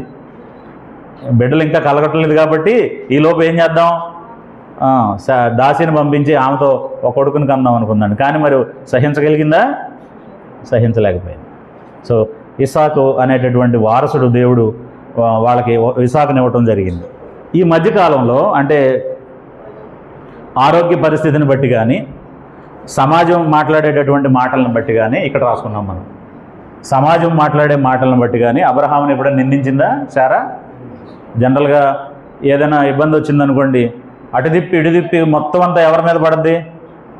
ఇప్పుడు ఒక భార్యాభర్త జంట ఉన్నారు, వాళ్ళకి పిల్లలు ఇంకా పుట్టలేదు, ఎవరింటికో ఫంక్షన్కి వెళ్ళారు, పెళ్ళికి వెళ్ళారు.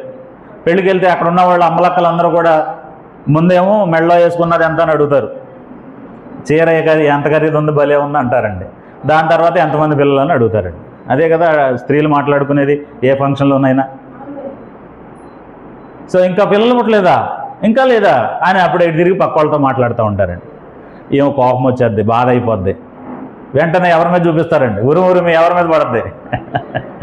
మంగళం మీద పడద్దండి. ఈయన ఎంక చూసి కోపం తెచ్చేసుకుంటుంది.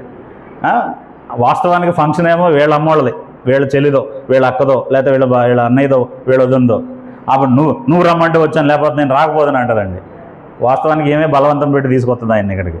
ఆయనకి ఏదో పని ఉంటుంది, ఆఫీస్ ఉంటుంది, లేకపోతే వ్యాపారం ఉంటుంది, ఏదో వృత్తిపరమైన పని ఉంటుంది. నువ్వు వస్తావా చస్తావా అని తీసుకొచ్చి ఇక్కడ వీళ్ళు ఏదైనా అనగానే ఏమంటుందండి, నువ్వే తీసుకొచ్చావు నన్ను ఈ పెళ్ళికి, నువ్వే తీసుకొచ్చావని కోపం అంతా ఆయన మీద చూపిస్తారన్నమాట. ప్రపంచంలో ఎక్కడ ఏం జరిగినా భార్యాభర్తలకు పిల్లలు లేకపోతే భార్య ఎక్కడ అఫెండ్ అయినా సరే ఎవరి మీద చూపిస్తుంది ఆ కోపం అంతా? ఆ చిరాకంతా ఎవరి మీద చూపిస్తుందండి? భర్త మీద చూపిస్తుందండి. పోనీ పర్వాలేదు ఆమె బాధ తగ్గడానికి చూపిస్తే, కానీ అన్యాయంగా చూపించడమే కదండి అది. ఈ శారా అలా చేయలేదు ఎప్పుడు. శారా ఎప్పుడన్నా అలాంటి అసంతృప్తికరమైన మాటలు మాట్లాడిందా భర్తతో? సమాజం అన్నప్పుడు కానీ, లేకపోతే ఆమెకు కలిగినప్పుడు బాధ కానీ ఎప్పుడైనా అబ్రామా నీ వల్లనే నాకు ఈ ఇబ్బంది, నీ వల్లనే నాకు ఈ అవమానం, నీ వల్లనే నాకు ఇలాగా అని ఎప్పుడన్నా అందా? ఎప్పుడన్నా లేదండి. ఎందుకంటే ఆమెలో దైవ భయం ఉన్నటువంటి స్త్రీ ఆమె. ఎవరివ్వాలని నమ్ముతుంది ఆమె కూడా? దేవుడు ఇవ్వాలని నమ్ముతుంది, దేవుడు ఇస్తాడని నమ్ముతుంది. దేవుడు ఇస్తాడని నమ్మే స్త్రీ తన భర్త మీద అలగదు. దేవుడు ఇస్తాడని నమ్మే స్త్రీ ఇరుగు పొరుగు వాళ్ళ మీద అలగదు. దేవుడికి ప్రార్థన చేస్తుంది, నాయన నాకు కొంచెం బాధగా ఉంది, నిందలు నేను భరించలేకపోతున్నాను, త్వరగా నాకు దయచేయి తండ్రి అని దేవుడిని వేడుకుంటుందండి. దేవుడు వింటాడా వాళ్ళ మొర? ఎవరైతే వేడుకున్నారో, ఇస్సాకు వేడుకున్నాడు, భార్యకి సంతానం కలిగింది. రాహేలు వేడుకుంది, రాహేలు మాట విన్నాడు దేవుడు. తర్వాత హన్నా వేడుకుంది, హన్నా మాట విన్నాడు దేవుడు. బైబిల్లో ఎంతోమంది స్త్రీలు నాకు సంతానం కావాలని దేవుడిని అడిగితే వెంటనే వాళ్ళకి సంతానం దయచేసినట్టుగా మనం చూస్తాం.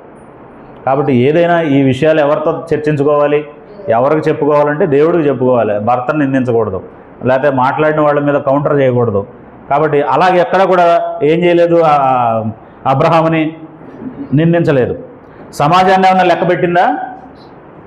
కొంతమందికి సమాజానికి భయపడిపోయి దాక్కుంటారండి, వెళ్ళరు ఎక్కడికి. ఏ ఫంక్షన్ అన్నా వెళ్ళరు, లేకపోతే బంధువుల ఇళ్ళకి వెళ్ళరు, ఎవరికి ఎదురుపడరు. ఆఫీసులో వాళ్ళు వస్తే ఇంటికి బయటికి రారు. ఫ్రెండ్స్ ఎవరైనా కనబడితే మీ భార్య ఎక్కడ లేరేంటి అని అడిగారు అనుకో, ఇంటికి వచ్చి కూడా ఆ గదిలోంచి బయటికి రారు. ఎందుకంటే మీకు ఎంతమంది పిల్లలని అడుగుతారేమో అని. ఇక్కడ గమనించవలసింది ఏంటంటే, మీకు ఎంతమంది పిల్లలు అన్నప్పుడు భార్యకి ఎంత అవమానమో భర్తకు కూడా అదే ఇబ్బంది అవుతుంది కదా, అతను కూడా అదే చూస్తున్నాడు కదా. కానీ ఇక్కడ మనం లెక్క పెట్టాల్సిన విషయం లేదు. ఒకటి ఏంటంటే, దేవుడిస్తే కలుగుతారు, దేవుడు ఇవ్వకపోతే వెయిట్ చేస్తాం దేవుడు ఇచ్చేదాకా. అసలు ఇవ్వలేదనుకో అయినా పర్వాలేదు, ఆ స్థితిని బట్టి ఎవరిని మయంపరచాలి? ఏమో నేను హ్యాండిల్ చేయలేనేమో పిల్లల్ని, నాకు ఉండటం వల్ల నష్టమేమో, లేకపోతే నేను దేవుని కుమారుడిగా ఉండటానికి అది ఆటంకమేమో, అందుకే ఇవ్వలేదు అంతే. ఇప్పుడు ఇచ్చేదంతా తిరిగి లెక్క చెప్పడానికే కదండి. పుచ్చుకున్న దాన్ని అంతటికి మనం ఏం చేయాలి తిరిగి? ఇప్పుడు నువ్వు పిల్లలు లేరనుకో లెక్క చెప్పే పని లేదు, నీకు గొడవ లేదు కదా.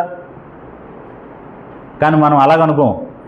వీళ్ళు ఏమనుకుంటారో, వాళ్ళు ఏమనుకుంటారో, మళ్ళీ వీళ్ళే తిడతారండి. మన పిల్లలు సరిగా లేరనుకోండి, అలాంటి వాళ్ళకి అన్నారు, ఇలాంటి వాళ్ళకి అన్నారని. పుట్టినా గొడవే, పుట్టకపోయినా గొడవే, అన్నిటికీ గొడవే. మళ్ళీ అప్పుడు కూడా దేవుడినే తిడతాం, ఇలాంటి వాళ్ళని ఇచ్చాడేంటని.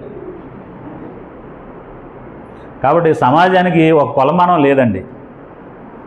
పిల్లలు పుట్టారు కదా అని విడిచిపెట్టరు మనుషుల్ని. ఆ పిల్లలు వంకరోళ్ళని, వాళ్ళు అల్లరోళ్ళని, వాళ్ళు ఇలాంటి వాళ్ళని, అలాంటి వాళ్ళని అలా కూడా అంటారు. మళ్ళీ జ్ఞానవంతులైతే వాళ్ళ మీద అసూయ పడతారు, సమర్థులైతే వాళ్ళని ఎలా పడగొట్టాలని ఆలోచిస్తారు.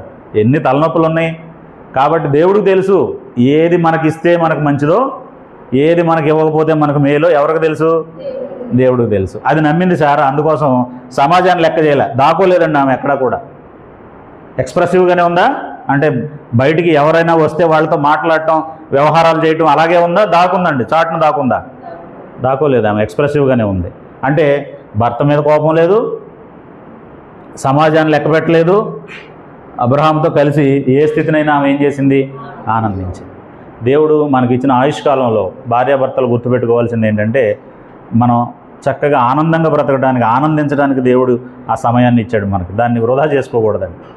నేను ఇందాక చెప్పినట్టు చాలామంది ఆ సంతోషంగా గడపాల్సిన సమయంలో అనవసరమైనటువంటి మాటలు, మనకు సంబంధం లేని వాళ్ళ గురించిన మాటలు మాట్లాడుకుని వాటిని అనవసరమైన గొడవల్లో తెచ్చుకొని నెలల తరబడి, వారాల తరబడి, రోజుల తరబడి, గంటల తరబడి మాట్లాడుకోకుండా ఉంటారు. ఒకవేళ నాకు సిస్టర్ గారికి ఎప్పుడైనా బంధువుల గురించి కానీ, లేకపోతే ఏదైనా పని చేసే వాళ్ళ తమ్ముళ్ళ గురించి కానీ, అన్నయ్యల గురించి కానీ, వదినల గురించి కానీ ఏదైనా టాపిక్ వచ్చిందనుకోండి, ఇది ఇబ్బంది, దీన్ని డిస్కస్ చేయడం వలన అనవసరమైనటువంటి హీట్ పెరుగుద్ది అంటే నేను మాట్లాడను. ఇక దానికి రెస్పాండ్ అవునండి నేను. ఆమె 2-3 సార్లు వింటున్నారా అని చెప్పొద్దండి. ఆమెకు అర్థమైపోద్ది, ఈయన స్విచ్ ఆఫ్ అయిపోయాడు, ఈ విషయంలో ఈయనకి చెప్పినా ఉపయోగం లేదు అని చెప్పి ఇంకో టాపిక్ ఎత్తుకుంటాం అన్నమాట. గొడవ లేని పని కదా అది. ఒకవేళ బాగా తప్పగా మనమో ఏదో మాట్లాడేసాం, స్లిప్ అయిపోయి అది అయిపోయింది ఇది అయిపోయింది, ఏదో పని ఉందని బయటికి వెళ్ళిపోవాలండి. సగం మాటల్లో ఏం చేయాలి?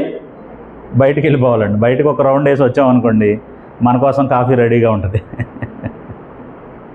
అక్కడే ఉండి ఇందాక ఏంటి అన్నావు అనుకోండి, ఆ కాఫీకి చాలా రోజులు దూరం అవ్వాల్సి వస్తుంది. మంచినీళ్ళు కూడా ఎవరు ఇస్తారు కానీ ఒలిగిపోతాయి పై మట్టుకు. మంచినీళ్ళు ఇస్తారు కానీ పైన గ్లాసులో సగానికి ఒలిగిపోతాయండి. డైనింగ్ టేబుల్ మీద పడతాయి మిగిలిన నీళ్ళు. అవి తాగబుద్ది కదండి, విషంలాగా అనిపిస్తుంది, గొంతులోకి వెళ్ళాలి అలా ఇచ్చిన నీళ్ళు. సో కాబట్టి మనం ప్రశాంతంగా బ్రతకడానికి దేవుడు భార్యాభర్తల్ని జత చేశాడు. నీ యవ్వన కాలపు భార్యతో ఆనందించు అన్నాడండి మలాఖీ గ్రంథంలో. ఆనందించడమే భార్యతో, భర్తతో, అంతే తప్ప అనవసరమైన విషయాలు ఏం చేసుకోకూడదు, మధ్యలోకి తెచ్చుకోకూడదు. ఎవరి గురించో మాట్లాడి మన మనశాంతిని పాడు చేసుకోకూడదండి. శారా బిడ్డలు లేనప్పుడు, భర్తతో కలిసి దేశానికి వచ్చినప్పుడు, లోతుతో కలిసి ఉన్నప్పుడు, రాజుల దగ్గర ఉన్నప్పుడు, అన్ని సందర్భాల్లో ఎవరికి సపోర్ట్గా ఉందండి?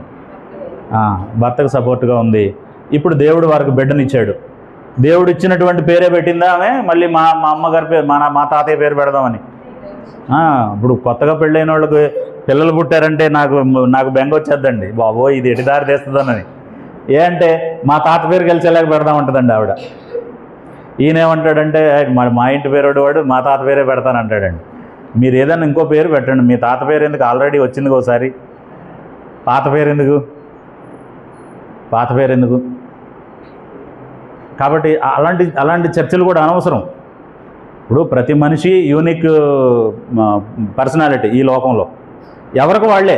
ఇప్పుడు నా పేరు వినోదరావు, ఇంకో వినోదరావు అవసరంలా, ఆయన ఇంకొకటి అవ్వాలి. అప్పుడు మళ్ళీ మా తాతే అవ్వక్కర్లేదండి, ఈయన మళ్ళీ అదే పేరు ఏం ధరించక్కర్లా. సో లోకంలో ఏదో ఒక ఇది ఉంటుంది అనమాట అండి. వాళ్ళు ఎంత బారు పెడతారు ఆ పేరు, వాళ్ళ తాత పేరు, వాళ్ళ ఇంటి పేరు అన్నీ కలిసేలాగా మళ్ళీ ఇంకో కొత్త పేరు ఇటు పట్టుకొస్తారు. అక్కర్లేదు, ఈయనకి ఇంకో పేరు పెట్టండి, జాగ్రత్తగా ఆలోచించి పెట్టండి, ఆ పేరుకు తగ్గట్టుగా వాళ్ళని పెంచండి. మీ తాత పేరు పెట్టి మీ తాత పనులు చేయించొద్దు ఆయనతో. ఆయన చుట్టకాలిస్తే ఈయన చుట్టకాల్చడం, ఆయన మందు తాగి దీన్ని మందు తాగడం, ఆయన బూతులు తిడితే ఈయన బూతులు తిట్టడం, అట్లాంటివి నేర్పకండి.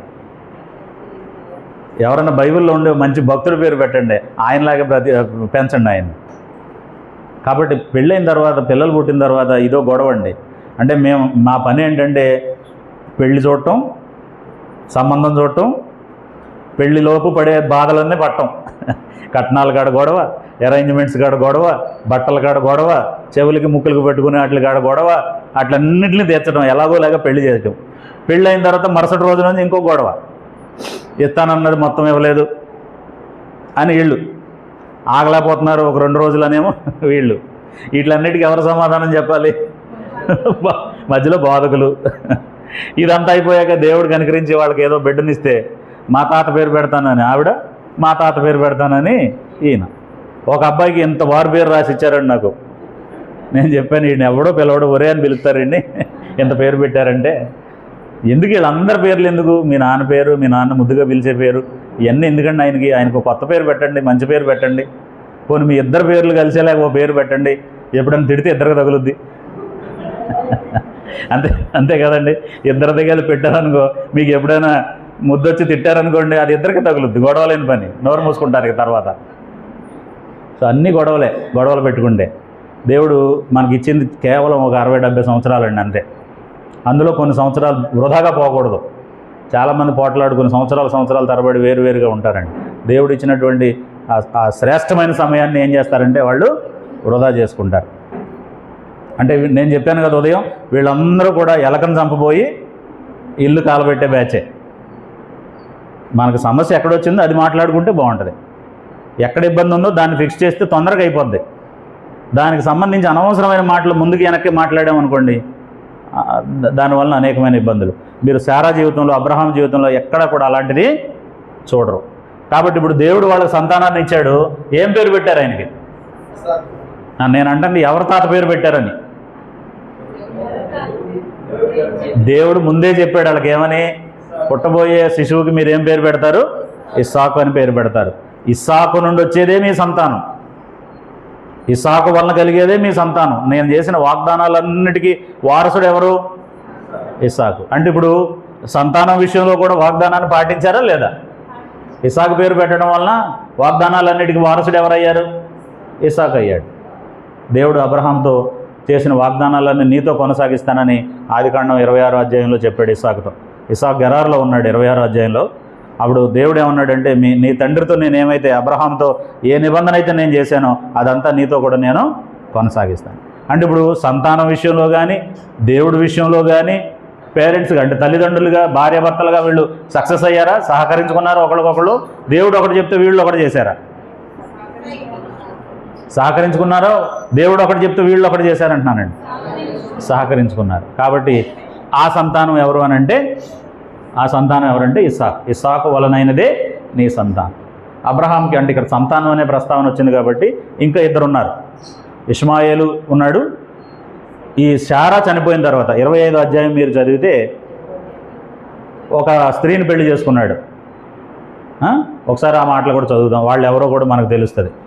వీళ్ళల్లో ఎవరు కూడా వారసులు కాదు. కేవలం ఎవరు వారసుడు? ఇస్సాకు మాత్రమే. కెతూరాను పెళ్లి చేసుకున్నాడు. 25:1 మనం చదివితే, అబ్రహాము మరలా ఒక స్త్రీని వివాహం చేసుకునెను, ఆమె పేరు కెతూరా. ఆమె అతనికి జిమ్రాను, యొక్షాను, మెదాను, మిద్యాను, ఇష్బాకు, షూవాహు అనువారిని కనెను. సో వీళ్ళు కూడా వారసులు కాదు. ఇష్మాయేల్నేమో అరణ్యంలోకి పంపించేశాడు. నేను అతని వలన రాజులు కలుగు చేస్తాను, అతను బాగుంటాడు, ఆయన పరిస్థితి బాగుంటుందని చెప్పేసి అన్నాడు. మనం ఇష్మాయేలు వంశావళి ఇది అని చదువుతాం ఆదికాండంలో. ఉందా లేదండి? ఉంది. అలాగే ఈ కెతూరాకు పుట్టిన కుమారులను కూడా ఏం చేశాడు అని అంటే, బహుమానాలు ఇచ్చి సెటిల్ చేసేసాడు. భవిష్యత్తులో ఇప్పుడు ఎవరు రాకూడదు, ఎక్కడికి రాకూడదు వీళ్ళు మళ్ళీ. అబ్రహాము జీవితంలో మనం నేర్చుకోవాల్సిన ఒక ముఖ్యమైన పాయింట్ అండి. పిల్లలకి ఏమన్నా మనం ఇవ్వాలనుకుంటే మనం బ్రతుకుండగానే ఇది నీది అని సెటిల్ చేయాలండి. ఒకవేళ వాళ్ళు జాగ్రత్తగా వాడుకోరేమో అనుకుంటే, నా మరణానంతరం ఇది నీకు చెందుతుంది అని విల్లు రాసేసి చనిపోవాలండి. ఏమీ చెప్పకుండా చనిపోయారు అనుకోండి పేరెంట్స్, గ్యారంటీగా పిల్లలు విడిపోతారు. డబ్బు ఆస్తి మహా చెడ్డదండి. అన్నదమ్ముల్ని తొందరగా విడగొట్టేస్తుంది. నేను ఎంతోమందిని చూశాను. బ్రతికుండగా అసలు మా డాడీ ఏం చెప్తుందే, మా మమ్మీ ఏం చెప్తుందే ఫైనల్ అన్నవాళ్ళు ఇలా చనిపోగానే వారం తిరగగానే వీళ్ళకి లేకపోయినా బంధువులకు వచ్చేద్దండి ఆలోచన. ఒరే మరి ఇక ఎలాగా మీ నాన్న చనిపోయాడు కాబట్టి మీకు ఎవరెవరికి ఏం రావాలో అవన్నీ మాట్లాడుకోండి అని చెప్పి ఒక పెద్ద మనిషి వస్తాడండి చుట్టాల్లో నుంచి. ఆయనే కూర్చోబెట్టి ఏదో అన్యాయంగా పనిచేస్తాడండి. ఇది పెద్దోడికి, ఇది రెండోవాడికి, ఇది మూడోవాడికి అని. అప్పుడు వాళ్ళ మధ్యలో గొడవలు వచ్చేస్తాయండి. జీవితాంతం మాట్లాడుకోకుండా అయిపోతారు. తండ్రి చనిపోవటమే ఒక బాధ అంటే, ఈ ఆస్తి తగాదాలతో వాళ్ళు విడిపోవటం ఇంకా దుర్మార్గమైనటువంటి ఆలోచన. కాబట్టి తండ్రి న్యాయంగా ఏం చేయాలి? ఒక కోటీశ్వరుడు ఉన్నారు మా సంఘంలో, అంటే చాలా కోట్లున్న ఒక వ్యక్తి ఉన్నారు. ఆయన ఉద్యోగాన్ని బట్టి, ఆయన భార్య కూడా ఉద్యోగం చేయబట్టి బాగా హైదరాబాద్లో కొన్ని ఆస్తులు కొనుక్కున్నారు ఎప్పుడో. అవి ఇప్పుడు పెద్ద అయ్యి కోట్లకి పడగెత్తారు వాళ్ళు. వాళ్ళ పిల్లలకి ఆస్తి పంచాల్సి వచ్చి చాలా స్ట్రగుల్ అవుతున్నారు. ఆయన భార్య చనిపోయింది, ఆయన ఉన్నారు, బ్రదర్ ఉన్నారు. అప్పుడు ఆయన చాలా ఇదైపోతున్నారు. అప్పుడు ఒకరోజు నన్ను అడిగారు, బ్రదరు మీరు ఇంకా కొంతమంది పెద్దవాళ్ళు ఉన్నారు కదా మాకు తెలిసిన వాళ్ళు, నాకు ఏదైనా సలహా ఇవ్వండి, పిల్లలకి ఎలా ఆస్తి పంచి పెట్టాలనే దాని గురించి నాకేం అర్థం కావట్లా అంటే, మేమిద్దరం అమ్మాయికి ఇది ప్రామిస్ చేసాం, అబ్బాయికి ఇది ప్రామిస్ చేసాం అంటే నేను చెప్పా, ఆ ప్రామిస్లన్నీ తీసి పక్కన పెట్టండి. ప్రామిస్ చేస్తే ఏం చేయాలంటే మీరిద్దరూ ఉన్నప్పుడు మిగిలిన వాళ్ళని కన్విన్స్ చేసి అప్పుడు ఇచ్చేసి ఉంటే బాగుంటుంది. చనిపోయిన తర్వాత ప్రామిస్ చేశారంటే అది ఎవరు ఒప్పుకోరండి. మా నాన్న బ్రతుకున్నప్పుడు అది చెప్పాడు అంటే అది ఎవరు ఒప్పుకోరు, ఇప్పుడు పంచుకునేటప్పుడు ఎవరు ఒప్పుకోరు. కాబట్టి మీకు ఆయనకు దాదాపు ఒక 20-30 కోట్లు ఉంటుంది ఆస్తి. 30 కోట్లు ఉందనుకోండి, బై 3, 3 పిల్లలు ఉన్నారు, 3 పదులు ఇచ్చేయండి, ఏ గొడవ లేదు. అదే పరిష్కారం. మీరు ఎవరికైనా ₹1 తగ్గించి ఒకళ్ళకి ఇచ్చారో వాళ్ళు మీకు దూరం అయిపోతారు, మిగిలిన వాళ్ళు ఇద్దరు దూరం అయిపోతారు. ఆడపిల్ల లేదు, మగ పిల్లలు లేడు, ఎవరు లేరు. మీకు ఎంతమంది పిల్లలు అంతమందికి సమానంగా పంచేయండి. ఇప్పుడే పంచేయండి, మీరు ఉండగానే రాసేయండి, లేదా అమ్మి ఎవరి వాళ్ళకి ఇచ్చేయండి. మీకేదో ఒక భాగం ఉంచుకోండి. ఒకటేదో ఒక ప్రాపర్టీ ఉంది రెగ్యులర్గా ఇన్కమ్ వచ్చేది, దాన్ని 4 చేయండి. 4 చేస్తే ముగ్గురికి ఇచ్చేయండి, ఒకటి మీద పెట్టుకోండి. మీ మరణానంతరం ఇది ముగ్గురికి మళ్ళీ అలాగే చెందుద్ది, బై 3 అని చెప్పేసి అలా రాసేసేయండి అని అంటే, ఇది బాగుంది, ఇలాగే చేస్తానని చెప్పి అలా చేశారండి. ఎందుకంటే మేము అందరితో తిరుగుతూ ఉంటాం, అన్ని కుటుంబాలను చూస్తూ ఉంటాం, ఎక్కడ ఏం జరుగుద్దో చూస్తే. అందుకు అబ్రహాం ఏం చేశాడంటే, తాను బ్రతికుండగానే వాళ్ళు మళ్ళీ ఇసాకు జోలికి రాకుండా ఏం చేశాడట చూడండి అక్కడ.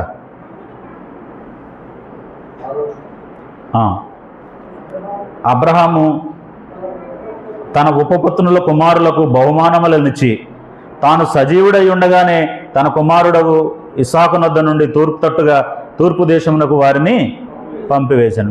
మీరందరూ కలిసి ఉండొద్దు. మళ్ళీ కలిసి ఉన్న కాడి నుంచి ఆయనకి ఎంత ఉంది మాకు ఎంత ఉందన్న ఆలోచనలు మీకు వస్తే తర్వాత మీకు ఎంత ఇవ్వాలో అంత బహుమానం ఇచ్చేసాను నేను, దీంతో బ్రతకండి. మీరు వేరే చోటకి వెళ్ళిపోండి, ఈయన వేరే చోట ఉంటాడు. అదేమో వాగ్దాన భూమి. ఎవరికి? కనాను దేశం ఇస్సాక్కి. వాళ్ళకి కాదు, వాళ్ళు ఏ దేశం వెళ్ళైనా బ్రతకొచ్చు. కాబట్టి ఎంత గొప్ప పని చేశాడో చూడండి అబ్రహాం. మనకు పావలా ఉన్నా ₹10 ఉన్నా ఈ పని చేయాలండి ఎప్పుడైనా సరే. సూచాయిగా అది ఒక డాక్యుమెంట్ చేసి ఉంచుకోవాలండి. ఒకవేళ మనం నాకు ఇంకా 40 ఏళ్ళే, నాకు ఇంకా 50 ఏళ్ళే, ఏం కాదు అనుకున్నా సరే మీరు ఏదో ఒకటి రాసి పెట్టుకుని ఉండాలి ఒక చోట. ఇది నా ఆలోచన, ఇది నా ఐడియాలజీ, నా పిల్లల విషయంలో నాకున్నటువంటి ఉద్దేశం ఇది అని చెప్పి ఒకటి రాసి అక్కడ పడేశారనుకో, అది చదివైనా ఎవరైనా తర్వాత న్యాయం వాళ్ళకి చెప్తారు. అంతేగాని ఏమీ చెప్పకుండా చాలా ఆస్తి సంపాదించి చచ్చిపోయారా, మీరే నిష్కారణంగా వాళ్ళని విడగొట్టిన వాళ్ళు అవుతారు. సో కాబట్టి అబ్రహాము శారా జీవితంలో మనం చూసింది ఏంటి అని అంటే, సంతానాన్ని కూర్చున్నటువంటి వాగ్దానం విషయంలో అబ్రహాముని ఎప్పుడు కూడా శారా ఏ విషయంలో కూడా నిందించాల, సమాజానికి భయపడలా. అలాగని నిరాశ నిస్పృహలతో కూడా ఏమీ బ్రతకల. భర్తతో కలిసి ఎంత ఆనందించాలో అంత ఆనందించి. అంటే మనం ఇక్కడ ఆలోచించాల్సింది ఏంటంటే, యోబు అన్నట్టుగా దేవుడిస్తాడు మనకు అవసరమైతే, లేకపోతే ఎవడు దేవుడు. ఏది మంది అంటే మనం కలుగు చేసుకునేది ఏది లేదు. ఏది అవసరం అది ఇస్తాడు, ఏది అవసరం లేదో దాన్ని ఎవడు దేవుడు. మనకి ఇవ్వలేదంటే అవసరం లేదని, మనకి దేవుడు మనకి ఇవ్వలేదంటే ఏం చేయలేదని, అవసరం లేదని, అలాగ అర్థం చేసుకోవాలి. సో ఇక్కడ ఇస్సాకు విషయంలో అబ్రహాం గురించి మనం ఆలోచిస్తే సంతానాన్ని గురించి దేవుడిని అడిగాడు. తర్వాత శారా వల్లనే కలిగే కుమారుడే నీకు వారసుడు అంటే దాన్ని నమ్మాడు. ఏముందలే కలిగితే కలగకపోతే అంటే నాకు ఇస్మాయిల్ ఉన్నాడు కదా అని అనుకోలేదండి. దేవుడు ఎవరిని వారసుడు అంటే ఆయన వారసుడుగా అంగీకరించాడు. దేవుడు దానివలన దేవుడితో చేసినటువంటి నిబంధనని బిడ్డ ఇంకా పుట్టక మునిపే సున్నతి పొందాడు ఆయన. ఇంకా ఇస్సాకు పుట్టక మునిపే వారి కుటుంబానికి సంబంధించినటువంటి నిబంధనకు సంబంధించిన సున్నతిని పొందాడు ఆయన. ఆరోగ్య పరిస్థితిని బట్టి చింతించలేదు. ఆరోగ్య పరిస్థితిని బట్టి నాకు ఇంకెలా పుడతారు పిల్లలు అనుకున్నాడు ఆయన.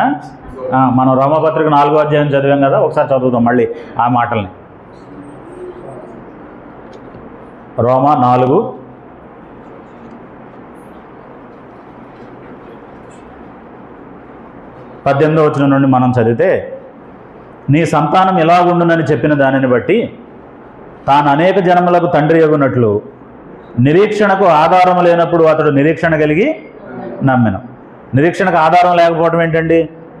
ఆరోగ్యం లేదు, భార్యకేమో స్త్రీ ధర్మం ఉడికిపోయింది, ఏ రకంగా ఆలోచించినా సరే పిల్లలు కలుగుతారు అన్న నిరీక్షణ లేదు. అయినా సరే ఎవరిస్తారని నమ్మాడు? దేవుడు ఇస్తాడని నమ్మాడు. అప్పటికి చూడండి, మరియు అతడు విశ్వాసమందు బలహీనుడు కాక రమారమి 100 ఏండ్ల వయసు గలవాడై ఉండి అప్పటికి తన శరీరము మృతతుల్యమైనట్టును శారా గర్భమును మృతతుల్యమైనట్టును ఆలోచించను కానీ అవిశ్వాసం వలన దేవుని వాగ్దానమును గురించి సందేహింపక, ఇక్కడ వాగ్దానానికి ఇంపార్టెన్స్ ఇచ్చాడు. ఈయన ఏమనుకుంటున్నాడు అన్నదానికంటే కూడా సందేహింపక దేవుని మహిమపరిచి ఆయన వాగ్దానం చేసిన దానిని నెరవేర్చుటకు సమర్థుడని రూఢిగా విశ్వసించి విశ్వాసం వలన బలం పొందను. కొన్నిసార్లు మనం ఆలోచించే విధానమే మనకు బలాన్ని ఇస్తుంది. మనం ఆలోచించే విధానం సరిగా లేకపోతే అది మనల్ని బలహీనపరుస్తుందండి. కాబట్టి అబ్రహాము దేవుడు నెరవేరుస్తానికి సమర్థుడు అని నమ్మి దానివల్ల బలం పొంది ఏం చేశాడట? కుమారుని కన్నాడు. అందుచేత అది అతనికి నీతిగా ఎంచబడింది. చూడండి, అది అందుచేత అది అతనికి ఎంచబడినని అతని నిమిత్తం మాత్రమే కాదు, మన ప్రభు అయిన యేసును మృతులలో నుండి లేపిన వాని యందు విశ్వాసం ఉంచిన మనకును ఎంచబడునని మన నిమిత్తము కూడా వ్రాయబడింది. సో ఏ విషయమైనా సరే, అబ్రహాం విషయమైనా మన విషయమైనా ఎవరి విషయమైనా దేవుడు ఫలానా పని చేస్తాను అంటే ఏం చేస్తాడు?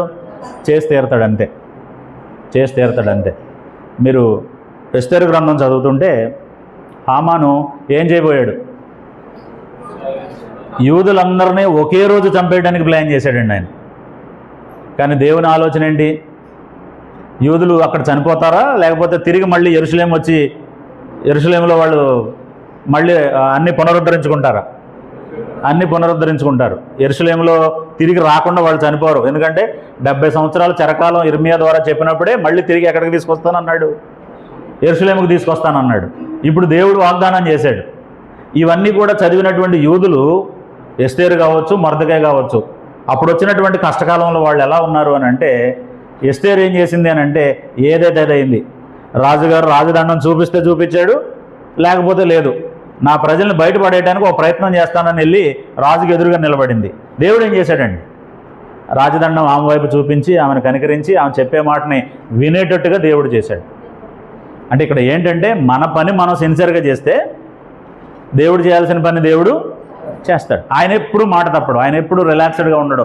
ఆయన ఎప్పుడు అరే అనుకున్నాను కానీ చేయలేకపోయినాను అంటాడా ఎవరి విషయంలోనైనా? అరే రేపు గుర్తులేదంటాడు ఎవరైనా? నువ్వన్నా ముందు ఫోన్ చేసి ఉండాల్సింది అంటాడు ఆయన. మనం చాలాసార్లు అలాగ అంటామండి. ఇవాళ ఏలియాకి ఫోన్ చేశాను పొద్దున్నే, ఏడున్నాడా అన్నయ్య ఏంటి సత్తెనపల్లి క్లాసా అన్నాడు. దెబ్బలు పడితే నీకు రోడ్డు మీదకి రా అన్నానండి. పక్కన వచ్చేసాడు అక్కడికి. అంటే ఇలాగ మనం ఒకసారి మర్చిపోతాం క్లాసుల సంగతి, ఏదైనా సంగతి. ఒకసారి నన్ను బైబిల్ స్కూల్ గ్రాడ్యుయేషన్కి పొద్దుటే ఒక ఆయన ఫోన్ చేశాడు, సార్ మీరు వస్తున్నారు కదా గ్రాడ్యుయేషన్ కానీ. ఏం గ్రాడ్యుయేషన్ బాబు నాకు గుర్తులేదు అన్నానండి. లేదు లేదు ఇవాళే మా గ్రాడ్యుయేషను, మీరు రావాలి, మీకోసం బట్టలు కూడా కొన్నామన్నారండి. సరే వస్తున్నానని చెప్పానండి. నేను కొన్ని మొండి పనులు చేస్తాను. గబగబా ఒక 10 నిమిషాల్లో రెడీ అయిపోయి ఎయిర్పోర్ట్కి వెళ్ళి అక్కడ ఫ్లైట్ టికెట్ అప్పటికప్పుడు, అంటే అప్పటికప్పుడు తీసుకుంటే 9,000 10,000 ఉంది ఆ రోజు. గన్నవరంలో దిగి కరెక్ట్గా వాళ్ళు ప్రార్థన చేసి ప్రారంభించే టైంకి నేను ఏలూరులో బైబిల్ స్కూల్ గ్రాడ్యుయేషన్లో ఉన్నానండి. ఒక బ్యాచ్ గ్రాడ్యుయేషన్కి. మర్చిపోయింది నేను తెల్లారన్న సంగతి. అంటే నాకు ఎవరో ఇంటిమేట్ చేయలేదు ఫలానప్పుడు జరుగుతుంది మీరు రావాలని. ఆ పిల్లలు అడిగారు మీరు రావట్లేదా అనేసి. ఇలా మర్చిపోతాం మనం కొన్నిసార్లు. దేవుడికి ఎవరైనా ఇలా రిమైండర్లు చేయాలా? ఆయన ఏమన్నా విమానాలు పట్టుకుని రావాలా మనకు సాయం చేయడానికి? ఆయన ఎప్పుడూ మర్చిపోడు. ప్రతి పని ఎలా చేస్తాడు ఆయన? చెప్పింది చెప్పినట్టు, చెప్పిన సమయానికి, చేస్తానన్నటువంటి వ్యక్తులకి నిమిషాల్లో అలా చేసి చూపిస్తాడు ఆయన. కాబట్టి యూదులు చనిపోరు. పౌలు కూడా చాలాసార్లు దేవుడు ఏం భరోసా ఇచ్చాడు? నువ్వు ఓడ ప్రమాదంలో చనిపోవు, నువ్వు కైసరు ఎదురుగుండా నిలబడాలంతే. నువ్వు కైసరు దగ్గరికి వెళ్తావు, ఆయన ముందు నిలబడతావు, అతనితో మాట్లాడతావు, నువ్వు చనిపోవు అని చెప్పాడు. అప్పుడు సముద్రం పొంగితే ఆయనకేం లెక్క? ఓడ బద్దలైపోతే ఆయనకేం లెక్క? కొన్ని రోజుల పాటు సూర్యుడిని కూడా చూడలేదట, చంద్రుడిని కూడా చూడలేదట వాళ్ళు. అసలు ఎక్కడున్నారో వాళ్ళకే తెలియదు. కొన్ని రోజులు గుండెకి చచ్చిపోతామండి మనం అయితే. కానీ పౌలు ఏమనుకున్నాడు? నాకు ప్రభు ఏం చెప్పాడంటే నువ్వు వెళ్ళి కైసరు ముందు నిలబడతావని చెప్పాడు కాబట్టి నేను కైసరు ముందుకు వెళ్తాను, ఈ సముద్రంలో నుంచి నన్ను ఎలాగోలా కాపాడతాడు దేవుడు. యూలి అనేవాడు కత్తి దూసాడటండి. ఎలాగ తప్పించుకునేలాగా ఉన్నారు వీళ్ళందరూ, కనీసం శవాలనైనా అప్పచెబుదాం చంపేసి అని చెప్పి అందరినీ చంపబోతే పౌల్ని బట్టి వాళ్ళందరి మీద దయ చూపించాడు. వాళ్ళందరం చంపితే పౌల్ని కూడా చంపాల్సి వస్తుందని అతను వాళ్ళని వదిలేశాడండి. ఎన్ని చేశాడు దేవుడు రోముకు తీసుకెళ్ళటానికి పౌల్ని. ఇవన్నీ సహజంగా ఉన్నాయా మనకి? కాబట్టి దేవుడు వాగ్దానం చేసి దాన్ని నెరవేర్చడానికి సమర్థుడు. అది నమ్మిన ఎస్తేరు రాజు దగ్గరికి వెళ్ళింది. మొర్దెకై అయితే ఏమన్నాడంటే, ఈ సమయంలో ఇలాంటి సహాయం చేయడం కోసమే నువ్వు సింహాసనం మీద కూర్చున్నావేమో రాణిగా, నువ్వు ఖచ్చితంగా చేయాలి, నువ్వు చేయకపోతే నువ్వు నీ తండ్రి ఇంటి వారు దోషులుగా మిగులుతారు. ఈ ప్రజలను అంటావా, దేవుడు ఎలాగైనా కాపాడుకుంటాడు, సహాయం ఎట్నుండైనా వస్తుంది అన్నాడండి. ఆయన వచ్చింది. ఇశ్రాయేలీల్ని యూదుల్ని చంపాలనుకున్న జనాంగం చనిపోయారు. మొర్దెకైని చంపాలనుకున్న హామాను గురితీయబడ్డాడు. ఈయన కోసం వేసిన ఉరికొయ్యని ఆయనకి ఇచ్చారు. ఆయన పదవి ఊడిపోయి ఈయనకు వచ్చింది. అది క్షణంలో. ఆయన ఎవరో రాశాడండి మంచి పాట, ఏదైనా చేయగలవు కథ మొత్తం మార్చగలవని. కథ మొత్తం మార్చడంలో దేవుడు సిద్ధహస్తుడు, తిప్పేస్తాడు అంతే 2 నిమిషాల్లో మొత్తం తిప్పేస్తాడు అంతే మొత్తం. కాబట్టి అది నమ్మింది శారా. అది నమ్మినప్పుడు మనం మనుషుల మీద నిందలేయం. అది నమ్మినప్పుడు మనుషుల మీద మనం కష్టం పెట్టుకోం. అది నమ్మినప్పుడు నాకు వాళ్ళది చేయలేదు వీళ్ళది చేయలేదని మనం ఏం చేయలేం, ఎవరిని నిందించలేం. దేవుడు ఉన్నాడు, ఆయన చూసుకుంటాడు. ఈయన నన్నేం చేయగలడు, నరమాత్రుడు నాకేం చేయగలడు అన్నాడా? యెహోవా నాకు సహాయకుడు, నరమాత్రుడు నాకేం చేయగలడు, అదే నమ్మకం. కాబట్టి ఆయన ఆరోగ్య పరిస్థితిని బట్టి నమ్మలేదు. యెహోవా సెలవిచ్చిన మాట చొప్పున ఆయన చేశాడా లేదా? 21:1-2 చదవండి ఒకసారి. అద్భుతంగా రాశాడండి మోషే ఆదికాండాన్ని. అంటే మనకి సరిగ్గా బోధపడే మాటలు అక్కడ ఉంటాయి.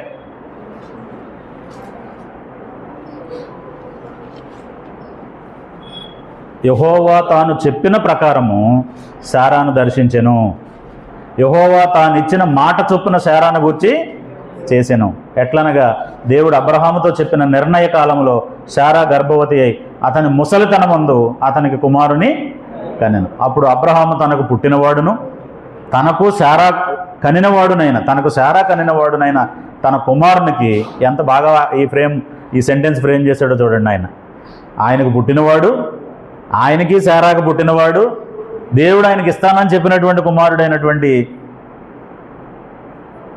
ఆ వ్యక్తికి ఇస్సాకు అని పేరు పెట్టాడు. చూడండి, గబ్రియేల్ దూత వచ్చి, ఎవరాళ్ళు, బాప్తిస్మం ఇచ్చే యోహాను తల్లి తండ్రి పేరు ఏంటండి?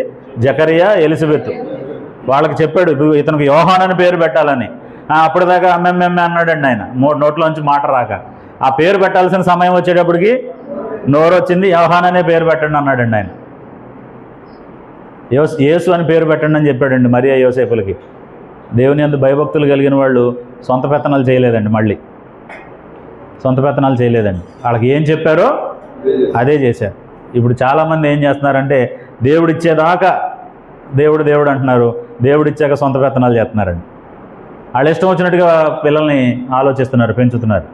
కాబట్టి ఈయన ఇస్సాక్ అనే పేరు పెట్టాడు అంతే. మరియు దేవుడు అబ్రహామునకు ఆజ్ఞాపించిన ప్రకారము అతడు 8వ దినముల వాడైన ఇస్సాకు అని తన కుమారునికి సున్నతి చేశాను. అబ్రహాము కుమారుడైన ఇస్సాకు అతనికి పుట్టినప్పుడు అతడు 100 ఏండ్ల వాడు. ఎంత వయసు అట్టండి అబ్రహాముది? మరి ఏమైంది ఇప్పుడు అబ్రహాముకు? ముసలితనం. పుట్టాడా లేదా కొడుకు? ఏమైంది మరి? శారా మృతతుల్యం అయిపోయిన గర్భం. పుట్టాడా లేదా? ఇది వాళ్ళు నమ్మారు కాబట్టి సాధ్యమైంది. మీలో మా డివోషన్లో, అంటే చర్చ్ డివోషన్లో పాల్పొందే వాళ్ళు ఎవరైనా ఉంటే, మాకు ఒక బ్రదర్ ప్రార్థన చేస్తారు కొంచెం ఎక్కువసేపు అందరికంటే, సాల్మన్ గారు అని చెప్పి. ఆ బ్రదరు లాస్ట్లో ఆయన ఎలా ముగిస్తారంటే, నమ్ముట నీ వచనమైతే నమ్మువానికి సమస్తం సాధ్యం అన్న విశ్వాసంతో మా ప్రభు అయిన యేసుక్రీస్తు నామములో ఈ ప్రార్థన సమర్పిస్తున్నాం అంటాడండి ఆయన. మార్కు సువార్త 9వ అధ్యాయంలో ఉన్న మాట అది. ఏమని? నమ్ముట నీ వశమైతే నమ్మువానికి సమస్తం సాధ్యం. నమ్మారు దేవుడిని అబ్రహాము, శారా. పుట్టాడా లేదా కుమారుడు? అన్నీ జరిగినాయి. సో అందుకోసం సున్నతి చేశారు. అబ్రహాము 100 ఏండ్ల వాడు. అప్పుడు శారా, దేవుడు నాకు నవ్వు కలుగు చేశాను. దేవుడు ఏం చేశాడు? ఆమెకి నవ్వు కలుగు చేశాడు. ఎంత నవ్వు ఉంటుందండి! ఆ నవ్వులో ఎంత సంతృప్తి కనపడి ఉంటుంది. నేను కుమారుని కన్నాను అన్న ఆమె ఫీలింగ్ ఎలా ఉంటుందో ఒకసారి ఊహించండి మీరు. ఇప్పుడు మనలో ఎవరైనా మొట్టమొదటి బిడ్డ పుట్టినప్పుడు, మొదటి సంతానం కలిగినప్పుడు ఎలా ఉంటారండి? అసలు వాళ్ళ ఆనందం ఎలా ఉంటుంది? తల్లికి ఆపరేషన్ చేసిన సంగతి మర్చిపోద్దండి, కుట్లకి ఏమవుద్దో పట్టించుకోదండి, డాక్టర్ చెప్పేది అసలే లెక్క చేయదండి. ఎగిరి ఎగిరి చూస్తూ ఉంటుంది. పక్కన తొట్టులో పడుకోబెట్టినటువంటి ఉయ్యాల్లో వేసినటువంటి బిడ్డని ఏమైపోయింది, జీరో. చాలా హ్యాపీగా చూస్తుందండి. తండ్రి ఇక ఆయన పట్టుకోలేము, భూమికి ఒక అంగుళం పైన నడుస్తూ ఉంటాడండి.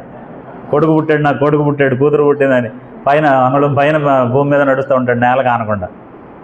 వాళ్ళు కొంచెం గడ్డాలు మీసాలు వచ్చాక మళ్ళీ కిందకి వెళ్తాయి, కాళ్ళు అడుగు కిందకి వెళ్తాయండి, భూమిలోకి లోపలికి వెళ్తాయి, అది వేరే విషయం. కానీ ఆ ఫీలింగ్ అలా ఉంటుంది. శారాకి దేవుడు నవ్వు కలుగజేశాడు. అంతేకాకుండా వినివారెల్లా నా విషయమై నవ్వుదురా నేను. చూసారా, 2 సందర్భాలు. శారా ముసలితనంలో 100 సంవత్సరాలు వచ్చినాక, దాదాపు 90 పైన వచ్చినాక బిడ్డను కందే అని నవ్వుకుంటారు. దేవుడు నాకు సంతానం లేదన్న లోటు తీర్చాడని శారా నవ్వుకుంది. కాబట్టి ఇప్పుడు ఏం పేరు పెట్టాడు ఆయనకి? అందుకని ఏం పేరు పెట్టారు ఆయనకి? ఇస్సాకు అని పేరు పెట్టారు. నేను అతని ముసలితనం ముందు కుమారుని కంటిని కదా అనుకున్నాను. సో ఇలాగా అబ్రహాము శారా రెండో వాగ్దానం. అంటే మనం ఒకటేమో దేశాన్ని గురించి చదివాం, ఇప్పుడు రెండోది సంతానాన్ని గురించి చదివాం.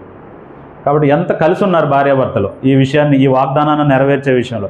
ఇప్పుడు అబ్రహాము కానీ శారా కానీ ఒకళ్ళు బలహీనపడితే ఈ వాగ్దానం నెరవేరేదా? నెరవేరదు. కాబట్టి ఇవాళ యేసు ప్రభు ద్వారా దేవుడు మనకు అనేకమైన వాగ్దానాలు ఇచ్చాడు, క్రీస్తు ప్రభు యొక్క సంఘంలో మనం అనుభవించడానికి. ఈ వాగ్దానాలను మనం ఎలాగా సొంతం చేసుకోవాలి, ఈ వాగ్దానాలను మనం ఏ రకంగా నిలబెట్టుకోవాలి అని అంటే, మనం వ్యక్తులుగా బలంగా ఉండాలి, భార్యాభర్తలుగా బలంగా ఉండాలి, కుటుంబంగా బలంగా ఉండాలి. అప్పుడు మాత్రమే మన జీవితంలో ఆ వాగ్దానాలు ఏమవుతాయి, నెరవేరుతాయి. మనం వ్యక్తులుగా బలహీనంగా ఉన్నా, భార్యాభర్తలుగా బలహీనంగా ఉన్నా, ఒకళ్ళు అటు ఒకళ్ళు ఇటు అన్నా ఆ వాగ్దానాలు నెరవేరే ప్రసక్తే లేదు. కాబట్టి అందుకే ఏమన్నాడు అని అంటే, జీవమును కృపావరంలో మీ భార్యలు మీతో పాలివారై ఉన్నారు, కాబట్టి నీ జీవాన్ని కాపాడే బాధ్యత ఆమెది, ఆమె జీవానికి సపోర్ట్ చేసే బాధ్యత నీది, మీ ఇద్దరితో సహకరించే పని మీ పిల్లలది. కాబట్టి కుటుంబం అంతా కలిసి దేవుడు మనకి ఇచ్చినటువంటి వాగ్దానం ఏంటంటే, నిత్య జీవమును అనుగ్రహించేదని అనున్నదియే ఆయన మనకు చేసిన వాగ్దానము. 1 యోహాను పత్రిక 5వ అధ్యాయంలో ఆ మాటను మనం చూస్తాం. ఇవాళ మనకు పిల్లల్ని ఇస్తానో, రాజ్యాన్ని ఇస్తానో, దేశాన్ని ఇస్తానో వాగ్దానాలు ఏం చేయలేదు దేవుడు. క్రొత్త నిబంధనలో మనకున్న ఒక వాగ్దానం ఏంటి? నిత్య జీవాన్ని అనుగ్రహిస్తానన్నాడు.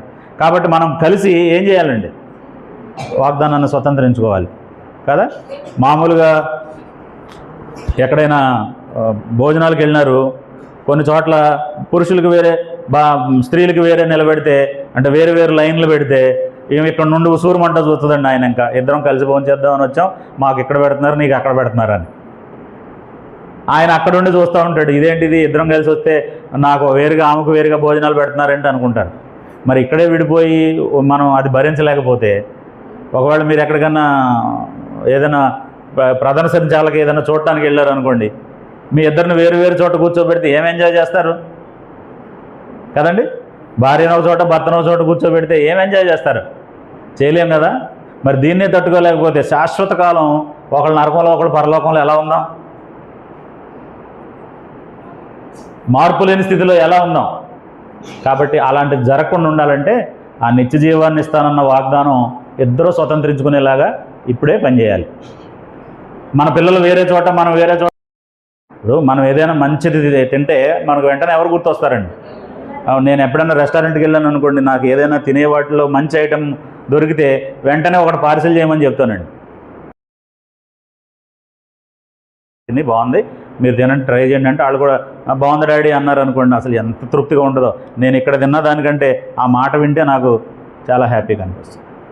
మన పిల్లలకి లేనిది మనం ఆనందించలేం. మరి వాళ్ళు నరకం వెళ్తే ఎలా చూద్దాం? వాళ్ళు దేవుడు నెరగకుండా వెళ్ళిపోతే మనం ఎలా భరిద్దాం? కాబట్టి ఇవాళ మనందరికీ ఇచ్చిన వాగ్దానం ఏంటి? నిత్య జీవాన్ని అనుగ్రహిస్తానన్నది యేసుప్రభు ద్వారా దేవుడు మనకి ఇచ్చిన వాగ్దానం.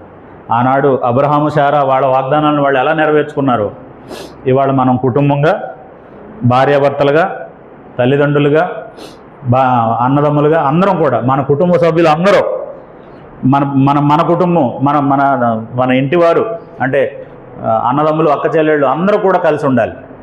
పౌలైతే ఒక కోరిక కోరాడండి అగ్రిప్పరాజు దగ్గర. నన్ను ఎంత తొందరగా క్రైస్తవుని చేయి చూస్తున్నావా అన్నాడండి ఆయన. ఆయన ఏమన్నాడు అప్పుడు?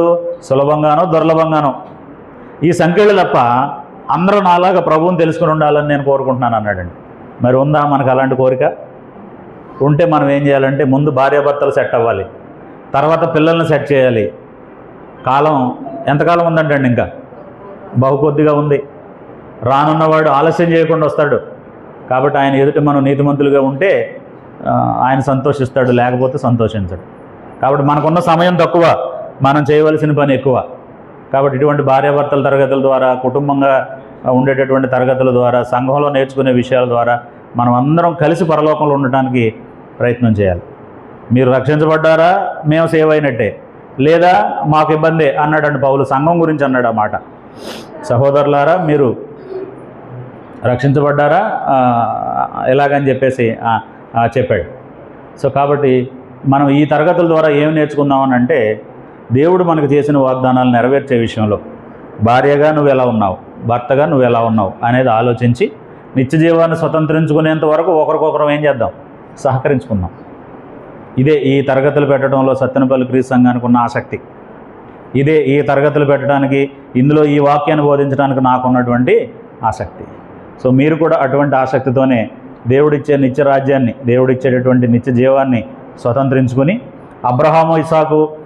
అబ్రహాము శారా ఎలాగైతే వాళ్ళు సాధించామని చెప్పి మనకి సాక్ష్య సమూహంగా ఉన్నారో, మనం వెంబడించడానికి మనకు ఆదర్శంగా మాదిరిగా ఉన్నారో, అలా మనం మన ఇంట్లో వాళ్ళకి, మన తర్వాత తరాలకి ఆదర్శంగా ఉండేటటువంటి దంపతులుగాను, ఆదర్శంగా ఉండేటటువంటి స్నేహితులుగాను మనం ఉండాలని ప్రేమతో మిమ్మల్ని కోరుతూ నన్ను నేను హెచ్చరించుకుంటూ ముగిస్తున్నాను. అందరికీ వందనాలు. సహోదరులు వచ్చి కార్యక్రమాన్ని ముగించాలని కోరుతున్నాను.